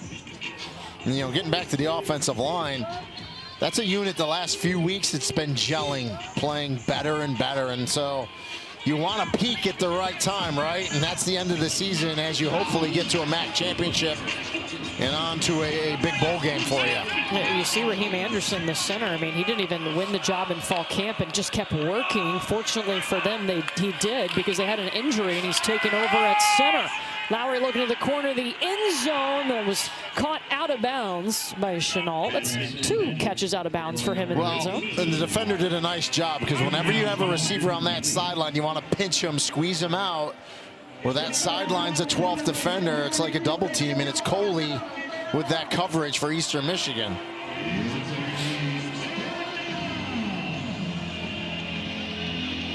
Third and 10 coming up for Western. They're 5 for 8 on 3rd down tonight.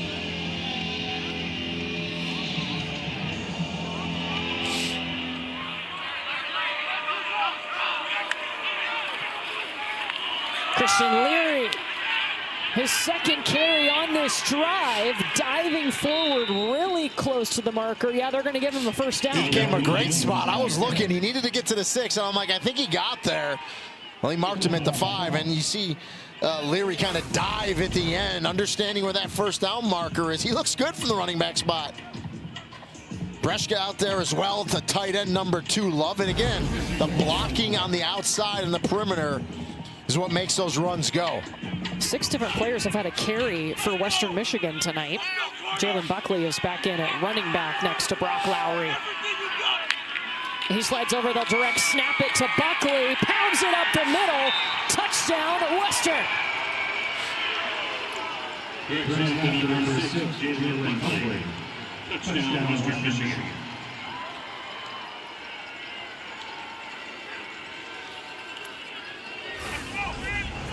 So the direct snap, see the offensive lineman pull, and look at just a good job up front, 77, Hunter Whitenack. They get movement with that line of scrimmage, and you love to see that. You see the pull there as well. John Hoffer, just tremendous job up front. Domsky boots through the PAT. And it's 31-7. 31 unanswered points by Western Michigan, creeping closer and closer to an appearance in the MAC championship game.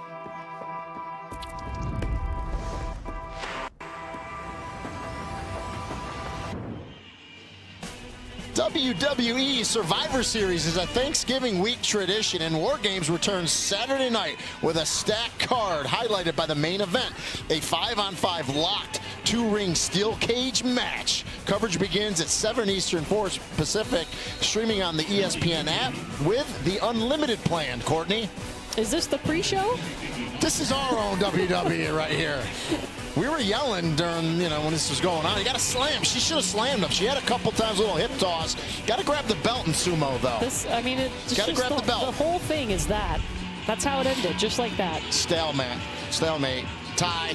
Well, Western Michigan has taken advantage of 4 takeaways tonight. Eastern will try to get anything going as they run this out. And there's a flag down.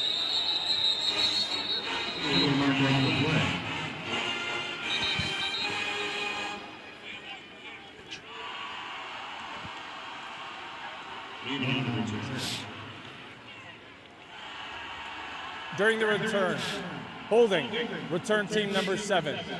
Half the distance from the spot of the foul. First down. Western Michigan's defense, outstanding. 4 turnovers, and their offense has scored 28 points off of turnovers. Yeah, it doesn't get any better than that. It's exactly what you want to do, get the takeaway. And 2 of those takeaways by Western Michigan were in the red zone, with Eastern Michigan with the ball in the red zone, which we've talked about, where they were 100% scoring in the red zone this season until this game. 2 takeaways by Western Michigan. Tremendous. So Noah Kim and this offense trying to regroup. And it goes to Dunlap around the edge. He goes. Hitting hard and fast. Still needs 2 more yards to move the chains. Got a little outside zone there. The big back. Squaring those shoulders up. Running hard. Bodies flying all over the place. Micah Davis there for Western Michigan, 18. Dunlap back-to-back carries. First down and more to the 28-yard line. And if you're defensive coordinator Chris O'Leary here, you're giving them up too big of chunk yards. Yeah, you want them to earn it. Nothing over the top. Kim's going to throw. Pass is caught by Wheeler. And I'd like to change the pace here by Eastern Michigan. A little up-tempo, get to the line of scrimmage and go. Obviously down by 24 here as we approach the 4th quarter. So I like the up-tempo here. Got to go with some pace. Yeah, and that whistle's for a broken down marker, because I saw the collision on that play. So Officials hopefully, timeout to fix the change. Yeah, hopefully we got an extra set there. I was watching a game Saturday. They had a broken chain. Yeah, it happens. Well, these. I don't want to say anything negative about these. Got to drop them. Got to get out of the way. There may not have been time. It happens fast. It does happen fast. Got to have your head on a swivel. See how quick they can fix it. Headline judge doing his work over there. Yeah, that one looks like it's going to be out of commission, Court. Your chain analysis is, 10 out of 10. What I'm here for, among other things. Do you have a UMass punting update for us? Well, Keegan Andrews at 69 punts on the year. for UMass. It's got to be some sort of record. Just had to stab me right in the back, huh? I'm sorry about that. That's right. Discard that chain. All right, well, while this is happening, I'm going to let you know about the 3rd annual NBA Cup rolls on with a Thanksgiving Eve group stage triple header. Pistons Celtics begin the day at 5 Eastern, then Timberwolves Thunder with the Rockets and Warriors capping the night at 10 Eastern, 7 Pacific. It all starts with NBA Countdown at 4:30. Busy time of the year, right? End of football season. Basketball's in full swing. Yeah. Volleyball. A lot going on. Yeah. Hockey's going. Shameless plug, the volleyball selection show will be at 6 Eastern on ESPN on Sunday. I'll be tuning in to see Jeff Muir, statistician. Okay, thanks. I'll be there too. Well, I'll watch you too, of course. Thanks. Looks like Jeff's debut, though, right? Kind of, sort of? That's on the 5th set. Oh, sorry. 5th set. You're giving away all our secrets, Rini.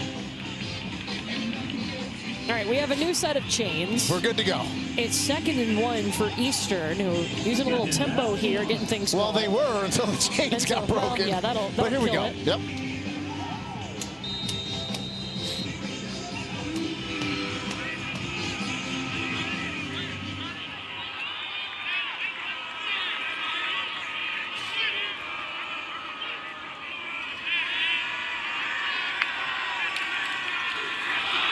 Dunlap. That's a first down. Nadeem Tucker made the tackle, but Tavier Dunlap just got just enough. Yeah, and Nadeem Tucker right there, number 11. He's going to have a really good chance to play on Sundays. He's an edge rusher, elite rushing ability. He's got an NFL caliber body and work ethic. Noah Kim going near side. It's caught by Mack. Evades 1 tackle, runs into 2, but has a first down inside the 45. And he showed it earlier in the game. And Noah Kim has excellent arm strength. Long throw across the field to Harold Mack. 10 seconds left in the quarter. Will they try to go play? They will. Noah Kim's flushed. And just throws it away, and that's the end of the 3rd quarter.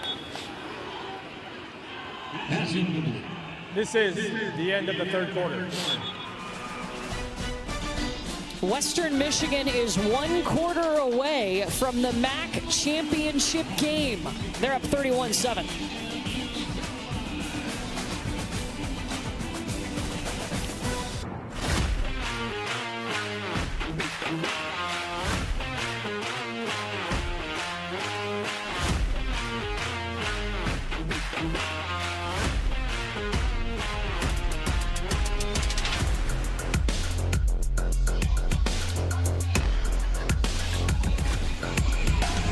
MACtion is MACtioning here in Ypsilanti. We're about 30 minutes outside of Detroit, and Western is on top. 31-7 over their rival Eastern Michigan. A win for Western puts them in the MAC championship game. Yeah, last MACtion game of the year. Feel kind of honored, right? Tuesday night. As the next set of teams play on Friday. Offense, number 50. 5-yard penalty. 2nd down. That's on Owen Snively. Snively, the left guard. Love that last name, Snively. Yeah. It's a good name. Well, the difference has been points off turnovers. Western Michigan has had 4 takeaways tonight. They scored 28 points off of those turnovers.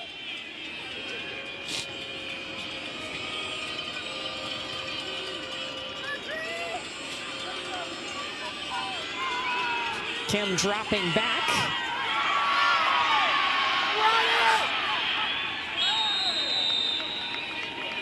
And Harold Mack takes it to the 36-yard line. Still needs 2 more to move the chains. Another good throw by Noah Kim, driving it down the field now. Good looking play. Nice job by the young receiver Harold Mack to come back for that ball.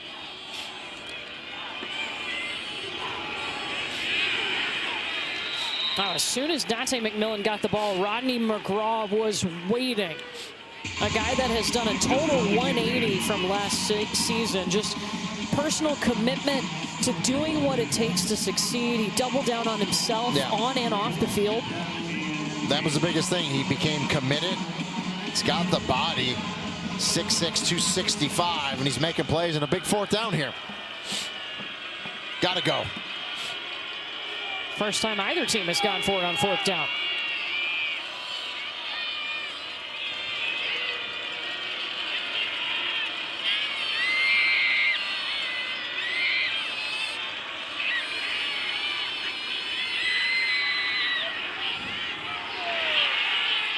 And it's swatted away from Nick Devereaux, who we have not called his name tonight. There's a flag out.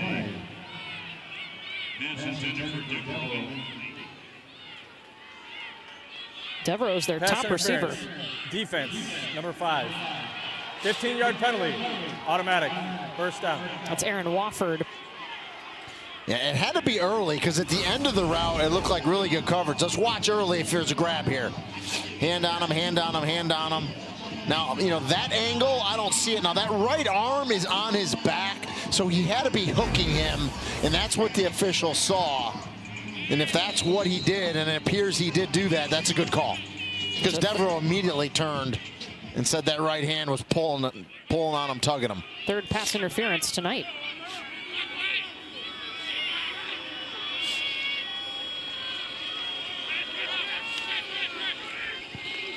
Kim pulls it from McMillan, fires over the top, and it's complete to Wheeler. I think he got in. I think waiting for the signal. Yeah, he was on the body of the defender. And it's a touchdown. Rolled over the top of the defender.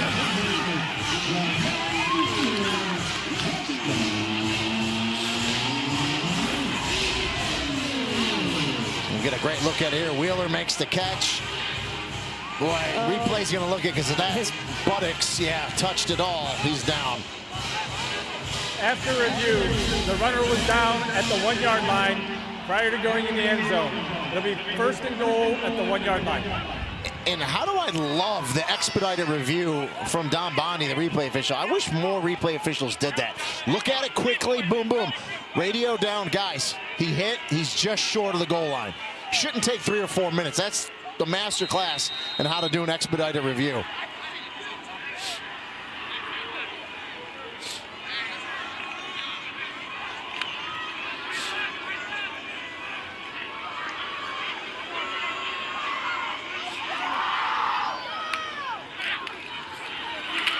McMillan wrapped up. 2nd and goal.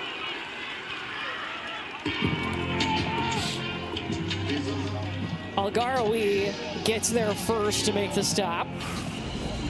Yeah, big body guy just takes on the double team. Does Algaroui, fights through there and make that tackle.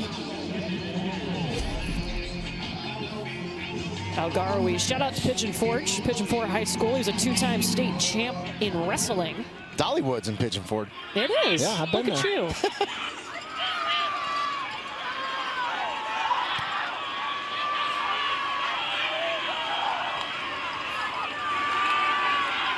Kim toss into the corner. Into the end zone is Nick Devereaux with the touchdown.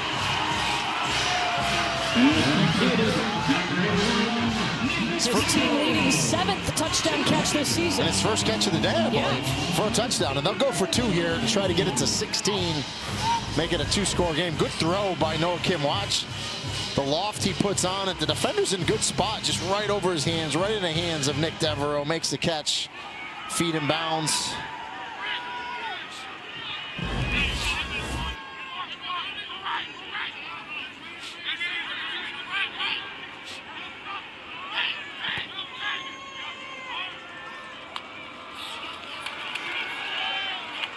Kim goes back of the end zone, and the 2-point try is no good.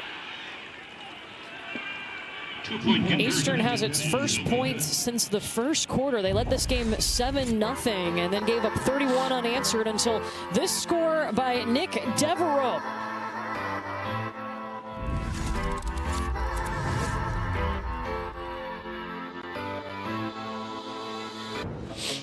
Here Here's our College Football Awards Spotlight, brought to you by the Home Depot. Remember, you can tune in for the Home Depot College Football Awards show Friday, December 12th at 7 p.m. on ESPN. I know we're going to talk about the running back. Well, listen, the quarterbacks are great. Mendoza's phenomenal. Sands having a great year, but Jeremiah Love, boy, he is, come on, strong. He's going to be a great NFL player, by the way, with his skill set. So I know the hole is still deep for Eastern Michigan, but how important was it for them to find the end zone? Huge. Hands team's in there for Western Michigan. They're going to pooch kick it out of bounds, but you just love the fight, right? And that's Chris Creighton. Like, his guys are not going to give up. Kick out of bounds. Kicking team, number 37. The ball will be placed at the 35-yard line. First down. But, you know, the two-point conversion would have been huge because that would have got you back within 2 scores. Obviously, 2 touchdowns, two-point conversions. But the fact that Western Michigan was able to hold them out there and stay up by 3 scores was big for them.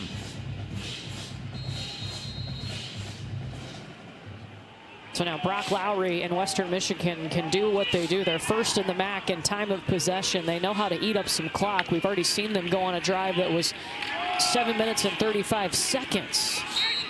Their ground game is top-notch, and it starts with Jalen Buckley. Yeah, and you know, right, defensively for Eastern Michigan, what Western Michigan's going to try to do here. They're just going to try to go downhill at you, take their time. But you got to be careful because Lowry's throwing some nice passes, and I get him outside the pocket, slip his tight ends into the flat.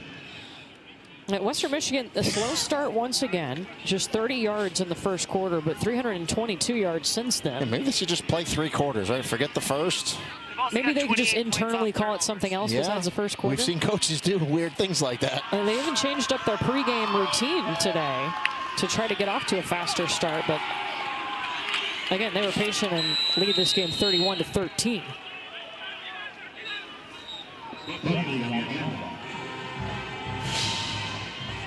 Yeah, Lance Taylor, their head coach, spent some time coaching in the NFL, and we asked him about the impact of that on his coaching, and he said he saw the best and how the best wanted to be coached, and it challenged him as a coach to find new ways to get his players an edge. Now, usually your best players you coach the hardest, so a huge opportunity here, though, Courtney, for Eastern Michigan. You get a quick 3 and out after a touchdown, and then you kind of feel a little momentum coming your way, so a big play here.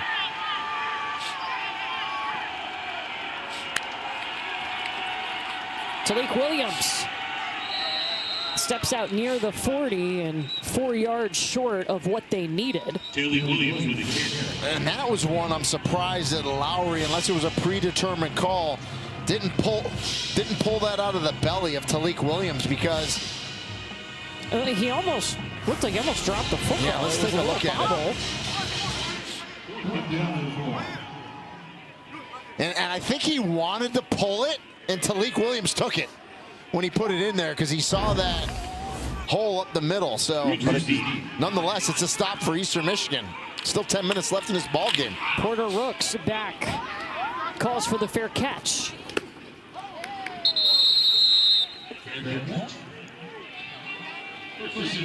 So Eastern Michigan's got time. 10:04 to go in this ball game. They're down 31-13, but they've got the football.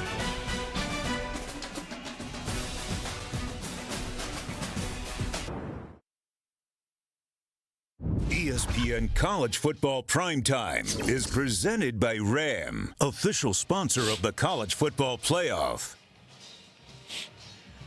Well, there are a few schools that have the different colored fields that stand out. Reedy, you'll be at Coastal on Saturday for the surf turf.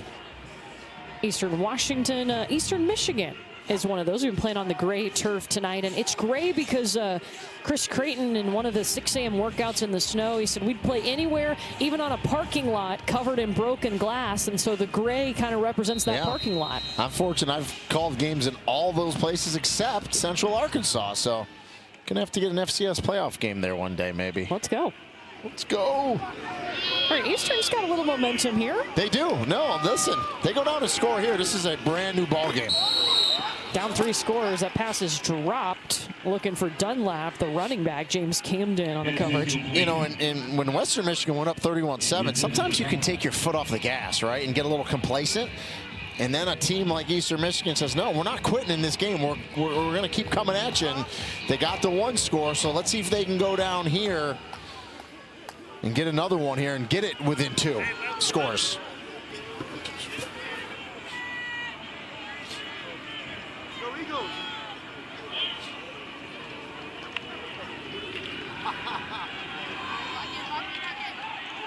That's going to be a first down as that pass complete to Porter Rooks. And they're getting yardage with the slant pattern, with the dig routes. Kim's able to step in and drive it down the field. He's throwing some nice balls.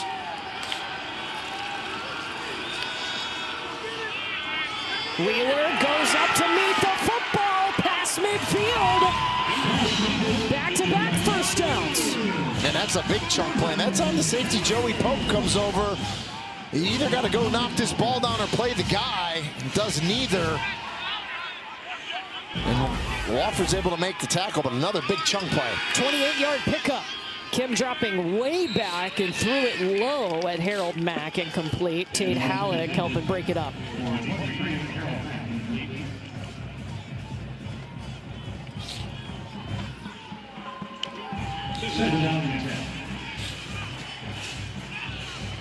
Eastern led this game 7-0 at the end of the first quarter, but then gave up 31 unanswered points.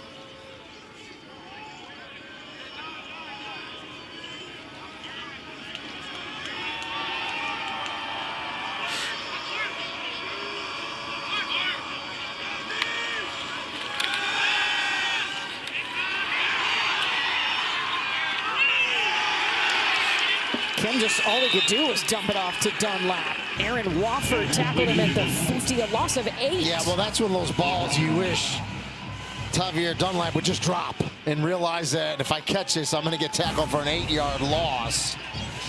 And the clock keeps running as well.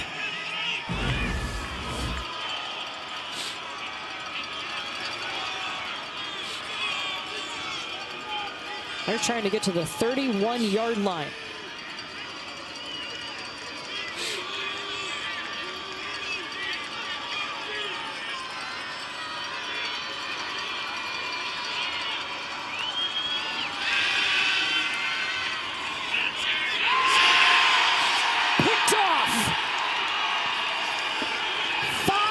Takeaways tonight.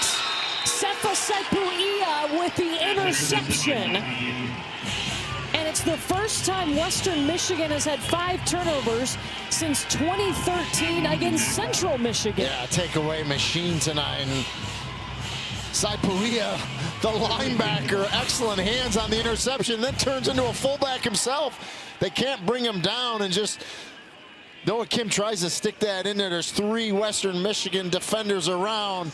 5 takeaways on the night. Western Michigan ball on the other side.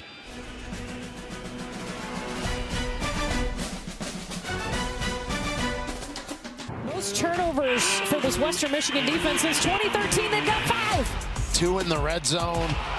And the most impressive thing, on the first 4 anyway, they scored touchdowns off every single takeaway they've had. We'll see if they can make it 5 for 5 here with this last interception. But yeah, defense, it's been outstanding. Chris O'Leary, first-year defensive coordinator. They've been great. They're going to wear that hat out tonight. Yeah, they are. Now they'll start on the Eastern 37-yard line. And Jalen Buckley just won't be stopped. And there's a happy 6 tackles for loss, 5 takeaways and a sack. Yeah, happy defensive coordinator. That'll make you smile, right? Those numbers. Absolutely. First season as the DC at Western. Met up with Coach Lance Taylor when they were together at Notre Dame as assistants a few years back.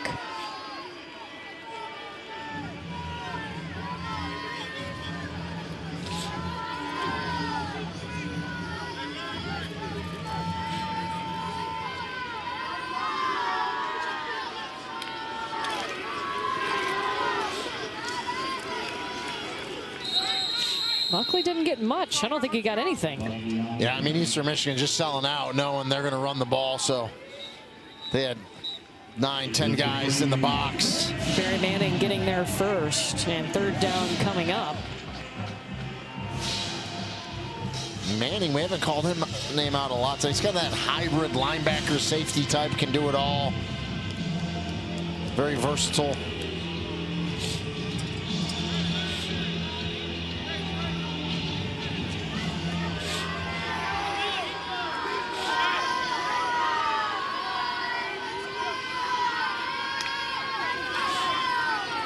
Lowry pulls it, throws it over to Basma. First down to the 14-yard line. There's a flag on the opposite side of the field. Well, on the Eastern Michigan side, they wanted a blindside block, which is a 15-yard penalty, and I thought it was, and the flag didn't come in near side. Now, if the FAR official saw it, it's incredible eyes, and that's a long way away. Personal foul, illegal blindside block. Offense, number 18. 15-yard penalty. Third down. Yeah, it's the right side of the screen. It's the correct call. I can't believe an official on the near side didn't call this. The FAR official called it, but you're going to watch it. Right side, top of the screen. 18's going to come in right here. Boom. Clear blindside block. You just can't do it. And I'll tell you what else for Avion Chenault, the young receiver. There was no need to do it. He didn't have to hit him. You could have shielded him off. You didn't even need to touch him. So it was the proper call, and that takes away a big first down. Man, that makes it 3rd and long. Looking for the 27-yard line.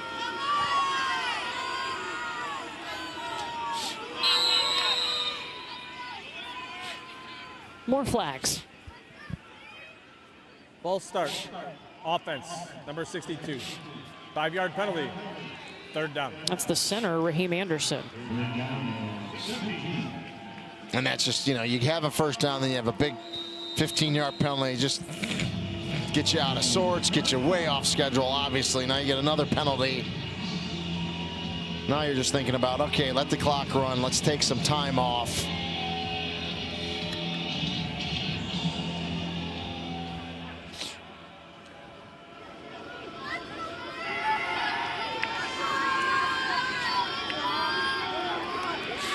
Buckley can't spin out of that tackle. No gain on the play. Ron Harden on the stop. Yeah, and Eastern Michigan will use a timeout there. Chris Creighton will start using them. Timeout. Eastern Michigan. Their first of the half. 30 seconds. Please reset the game clock to 5 minutes and 42 seconds. Well, some huge penalties there. They could have had a first down and kept marching down the field. Yeah, and that drives coaches nuts because, again, it's a blindside block that there was no need. Basma had the first down. The play was good. Didn't have to make that block there. But you do. Knocks you back now. Going to give Eastern Michigan the ball back here. Now, special teams has been good tonight. You're going to try to pin them back deep here. Porter Rooks will be back to field this. Eastern still down 3 scores and running out of time. 2 timeouts for Eastern Michigan, 3 for Western. Plus the 2-minute timeout.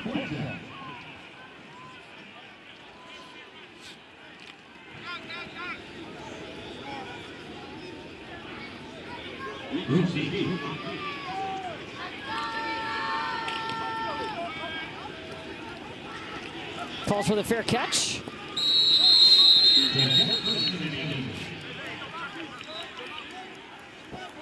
And so for Eastern Michigan, I know you're in a big hole. I know it's only been a 4-win season, but you've got some opportunities here to build a little bit going into the offseason. Yeah, I mean, you have to get that momentum. You have to build. And listen, let's be honest, a lot of going into the next season is recruiting, the portal, and rev share money, right? NIL money. I mean, that's just a part of college football now.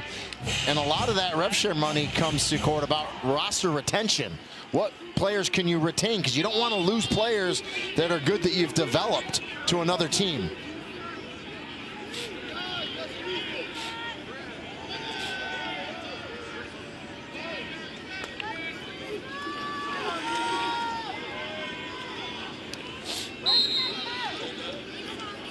Kim incomplete. The only one near that.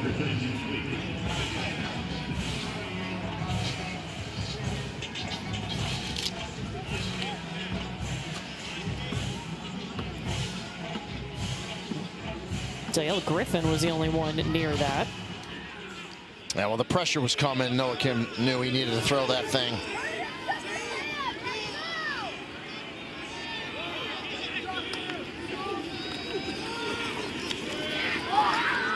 Out quickly to McMillan.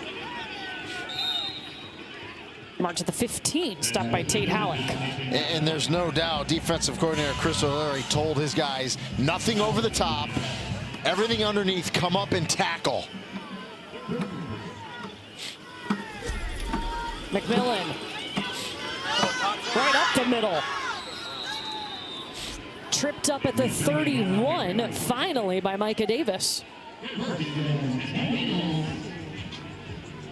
Yeah, good hard run there by Dante McMillan. That first down, keep this drive going.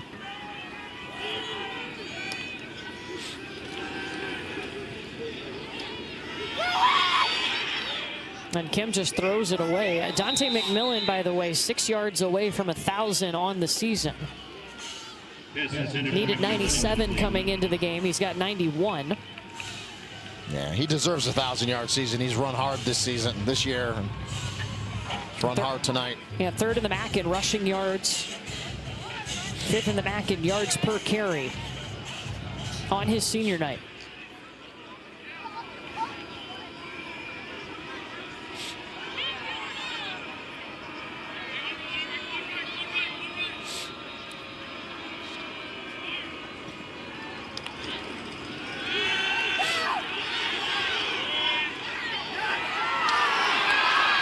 Brooks makes the grab, turns upfield, gets himself to the 43. Make it the 44. Yeah, I mean, he's done a nice job as Noah Kim driving the ball downfield. It's a deep out. Good throw. Nice catch by Rooks.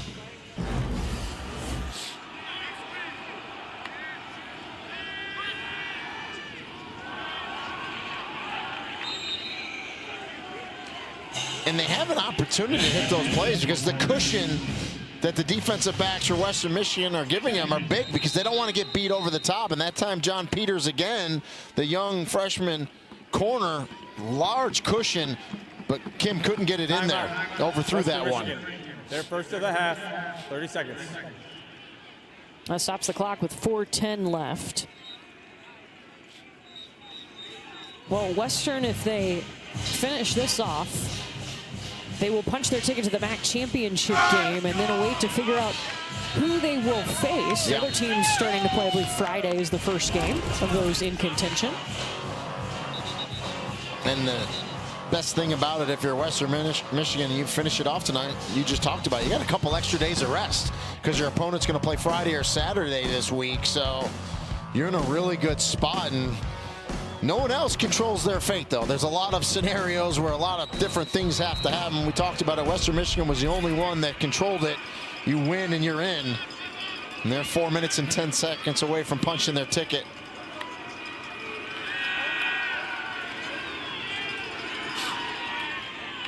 Wheeler in the middle of the field, but it's only a 3-yard pickup. And those plays absolutely are not going to hurt you for Western Michigan. You actually invite those plays, the short gains in the middle of the field, come up tackle, keep that clock running, up by 3 scores.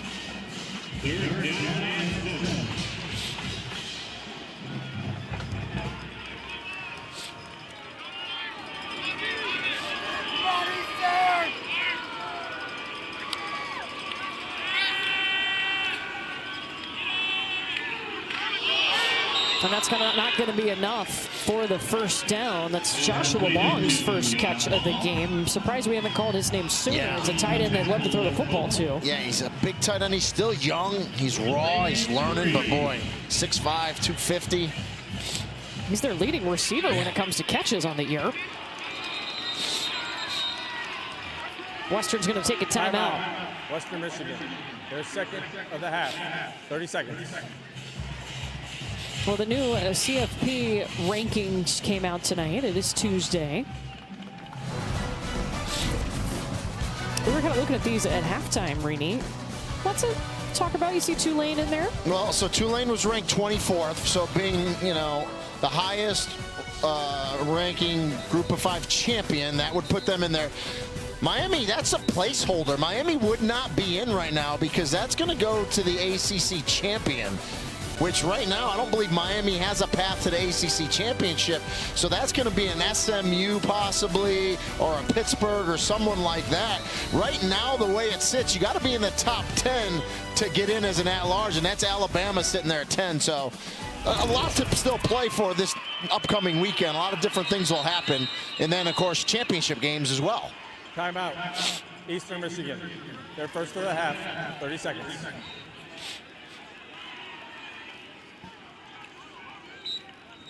You know, Rini, with Thanksgiving in just a couple of days, I thought it was really neat. This MAC officiating crew took some time earlier today, and they went to a local food bank to help volunteer before they came and worked the game tonight. Love it. Phenomenal. And oh, by the way, this crew's been really good tonight. Replay's been excellent. Don Bondi, Rich Edwards, and his crew out there, really good. And then they're great people too, which you love to see.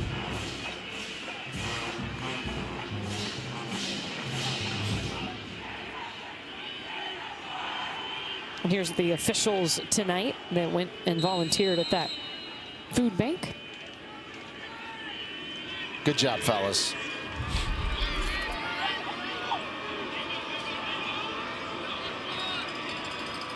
Fourth down.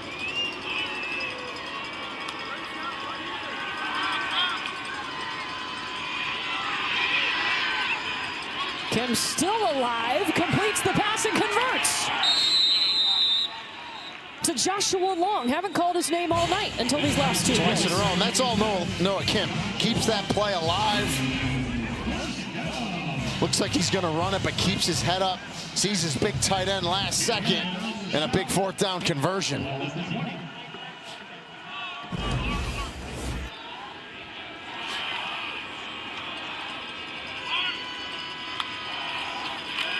I'll stick with the throw game, although Kim is in trouble. Had to throw it away because Nadame Tucker was coming.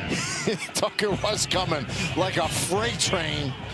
Kim was able to throw it away and get it in the vicinity of one of his receivers.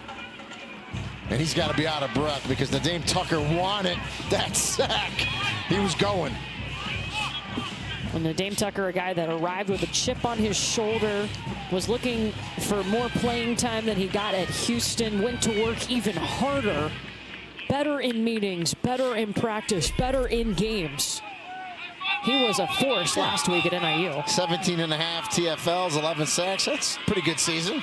About 40% of his tackles this year are for TFLs. Dante McMillan. He's going over 1,000 yards on the season and into the end zone.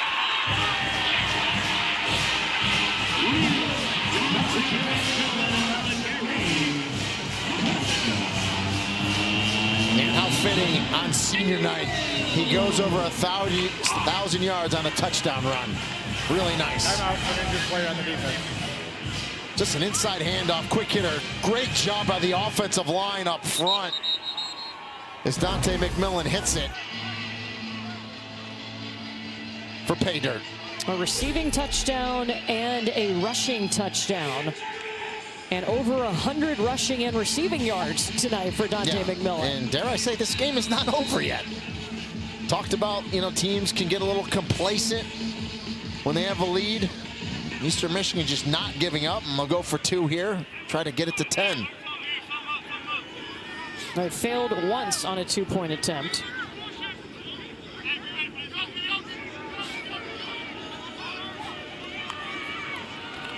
Kim rolling. Throwing to the back of the end zone. Got this one. Joshua Long. All 3 of his catches tonight on this drive. Yeah. Better late than never, right? So now we'll have an onside kick here. And you never know, right?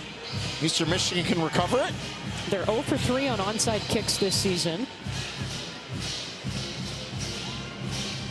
But regardless, really happy for Dante McMillan. Go over 1,000 yards on the season, get a touchdown on that run, and just no quitting them. We talked about it. Chris Creighton's guys, they're not quitting, and they're not out of this. 10-point deficit with 2:28 left. Only one timeout and get the stoppage at the 2-minute timeout. But first and foremost, you got to recover this onside kick right here. Nathan Diber will set up to attempt what we assume is an onside kick. Western Michigan assuming that too.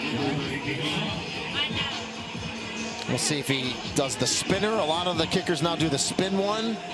I kind of like the old traditional 1, 2, 3, try to get the big hop to go up. But we'll see.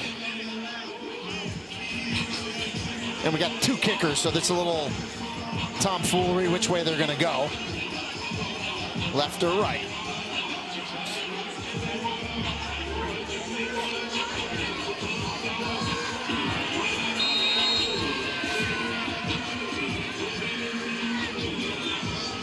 Diber takes it. High hop into the hands of Western Michigan. Basma, jack of all trades there on the hands team to recover the kick. Almost sprung out of there too. Thought he was going to run it back, but with only one timeout for Eastern Michigan, he's going to just about do it. They've got the 2-minute timeout as well, but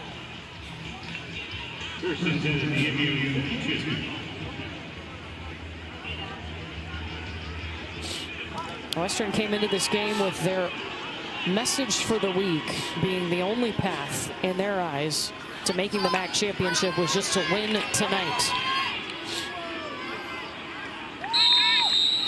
And that's a nice run on first down. Timeout, Eastern Michigan. Their third and final timeout of the half. 30 seconds. Stops it with 2:21 plus the 2-minute timeout coming.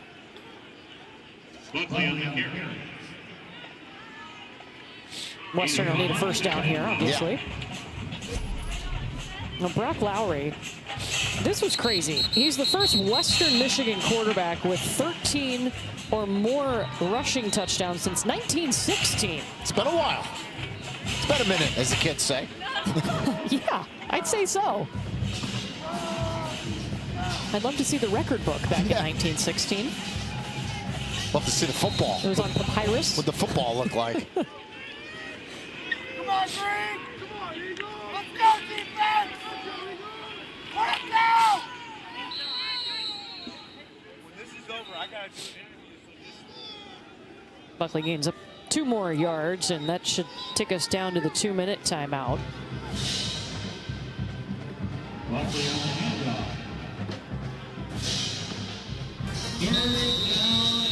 This is the 2-minute timeout.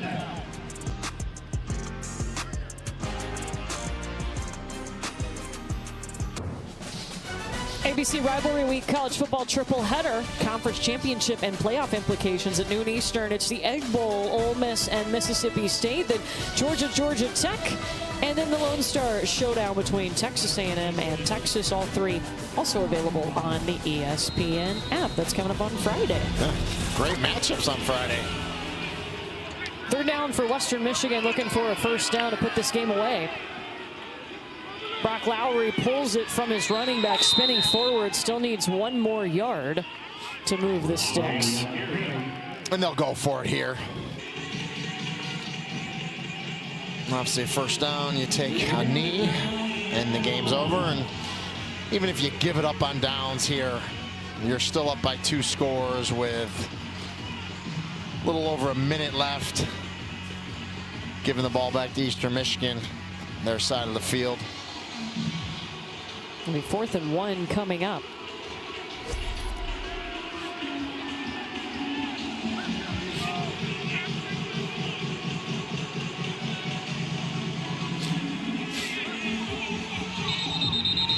Timeout, Western Michigan. Their third and final of the game. 30 seconds. You know, going into this week, Lance Taylor said his team had to have their best week of preparation, and he told us he felt like they were very focused coming into this game. It's a rivalry game. It's not far away. It's about a 2-hour bus ride away between the 2 schools. But with so much on the line, their focus was just win this game and get to the MAC championship. And they have that mentality of they just want to be physical. And when I talked to Walt Bell, he said just keep giving body blows. And that's what they do with this running game. They want to be resilient as well. And they've done that tonight. Now they're just trying to close it out. Like the last couple minutes is always the toughest, especially when you know what that next step's going to bring you from this win.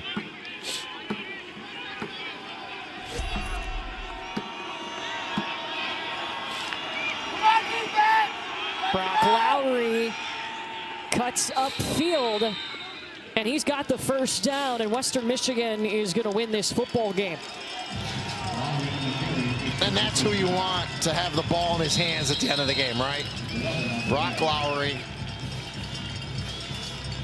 A team that started 0-3 is about to go 7-1 in the MAC and go play for a MAC championship. Yeah, pretty impressive. You know, by the way, one of their losses in week 2 was North Texas, 33-30. North Texas is 10-1 right now, fighting for the college football playoff. So.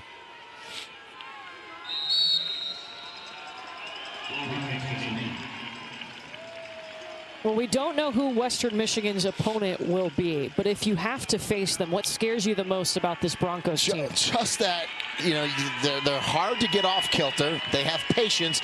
We've seen them 2 weeks in a row now where they've played pretty horrendous in the first quarter, but they just keep going, do what they do. They control the line of scrimmage and run the ball. And so it's cliche with defensive coordinators, you have to stop the run first and foremost. It goes without saying when you play Western Michigan, because that's what they do. And 5 takeaways today. I mean, outstanding for the defense, yeah. 31-21 is your final, and Western Michigan is going to play for the MAC championship. That'll be on December 6th in Detroit at Ford Field. You talked about it, though. Starting the season 0-3, we're behind at halftime to Toledo in Game 4. You come back and win that game, and it just, you flip the script on your entire season, and now look, 8-4, end up 7-1 in conference play, and you're going to play in the MAC championship game. Outstanding. Yeah, their most MAC wins since the 2016 season. They get it done tonight behind some really solid performances and a true team effort. Brock Lowry just really sets the tone for this group. He does. I mean, that's the type of leader you want. He made some nice throws tonight, too, but he's going to run the ball first and foremost. Well, Western Michigan's head coach Lance Taylor joining us now. And, Coach, we were just talking about this is a team that started 0-3, and now you're going to play for a MAC championship. What did it take to turn the season around? Yeah, all glory to God. It took everything that we had. We talked about grit all season, and this team stuck together. They were gritty, they were resilient, and they believed in each other, themselves, and what we were doing. They just stayed the course, and that's really hard to do right now, especially when you start 0-3, but I'm proud of them. Coach, 2 weeks in a row, slow start, but we talked about the patience of your ball club, especially offensively. You did it again tonight, and how about your defense? 5 takeaways, and you scored 4 touchdowns on 4 of those takeaways. Yeah, we talk about complimentary football all the time. I mean, with 5 takeaways and then to score on 4 of those possessions, the points off of turnovers was huge. We talked about that coming in this game. That is complimentary football, you know, and great team win. Brock Lowry, your quarterback, what edge does he give this football team? Man, he is a warrior and he is a winner. Love that kid. He no fear. He leads us. He's the grittiest guy on the field, on the football field, and that's why the rest of our guys exemplify that. Coach, MAC championship up next. You don't know who your opponent's going to be yet, but because you played on Tuesday night, you got to kind of get a half a bye, a couple extra days rest. Talk about going into the preparation for that championship game. Yeah, absolutely. We got to bring our best. You know, happy Thanksgiving to everyone. We'll give our players off for Thanksgiving, let them reset and refocus, and then the job's not done. You know, our goal is to win the championship. You know, we got to play our best and really prepare our best, just like we have every single week. And you know, we'll start that on Saturday. Coach, congratulations. We'll see you play on Ford Field next. Thank you. Congrats, Coach. Thank you. December 6th is that MAC championship game, and this Western Michigan team, one that is dangerous if you have to face them. Listen, when you can run the ball and control the time of possession, which they do, and then have a defense, the defense is really known for its defensive front, getting pressure and running. They didn't really do that tonight, but they made havoc elsewhere in the secondary, interceptions, strips.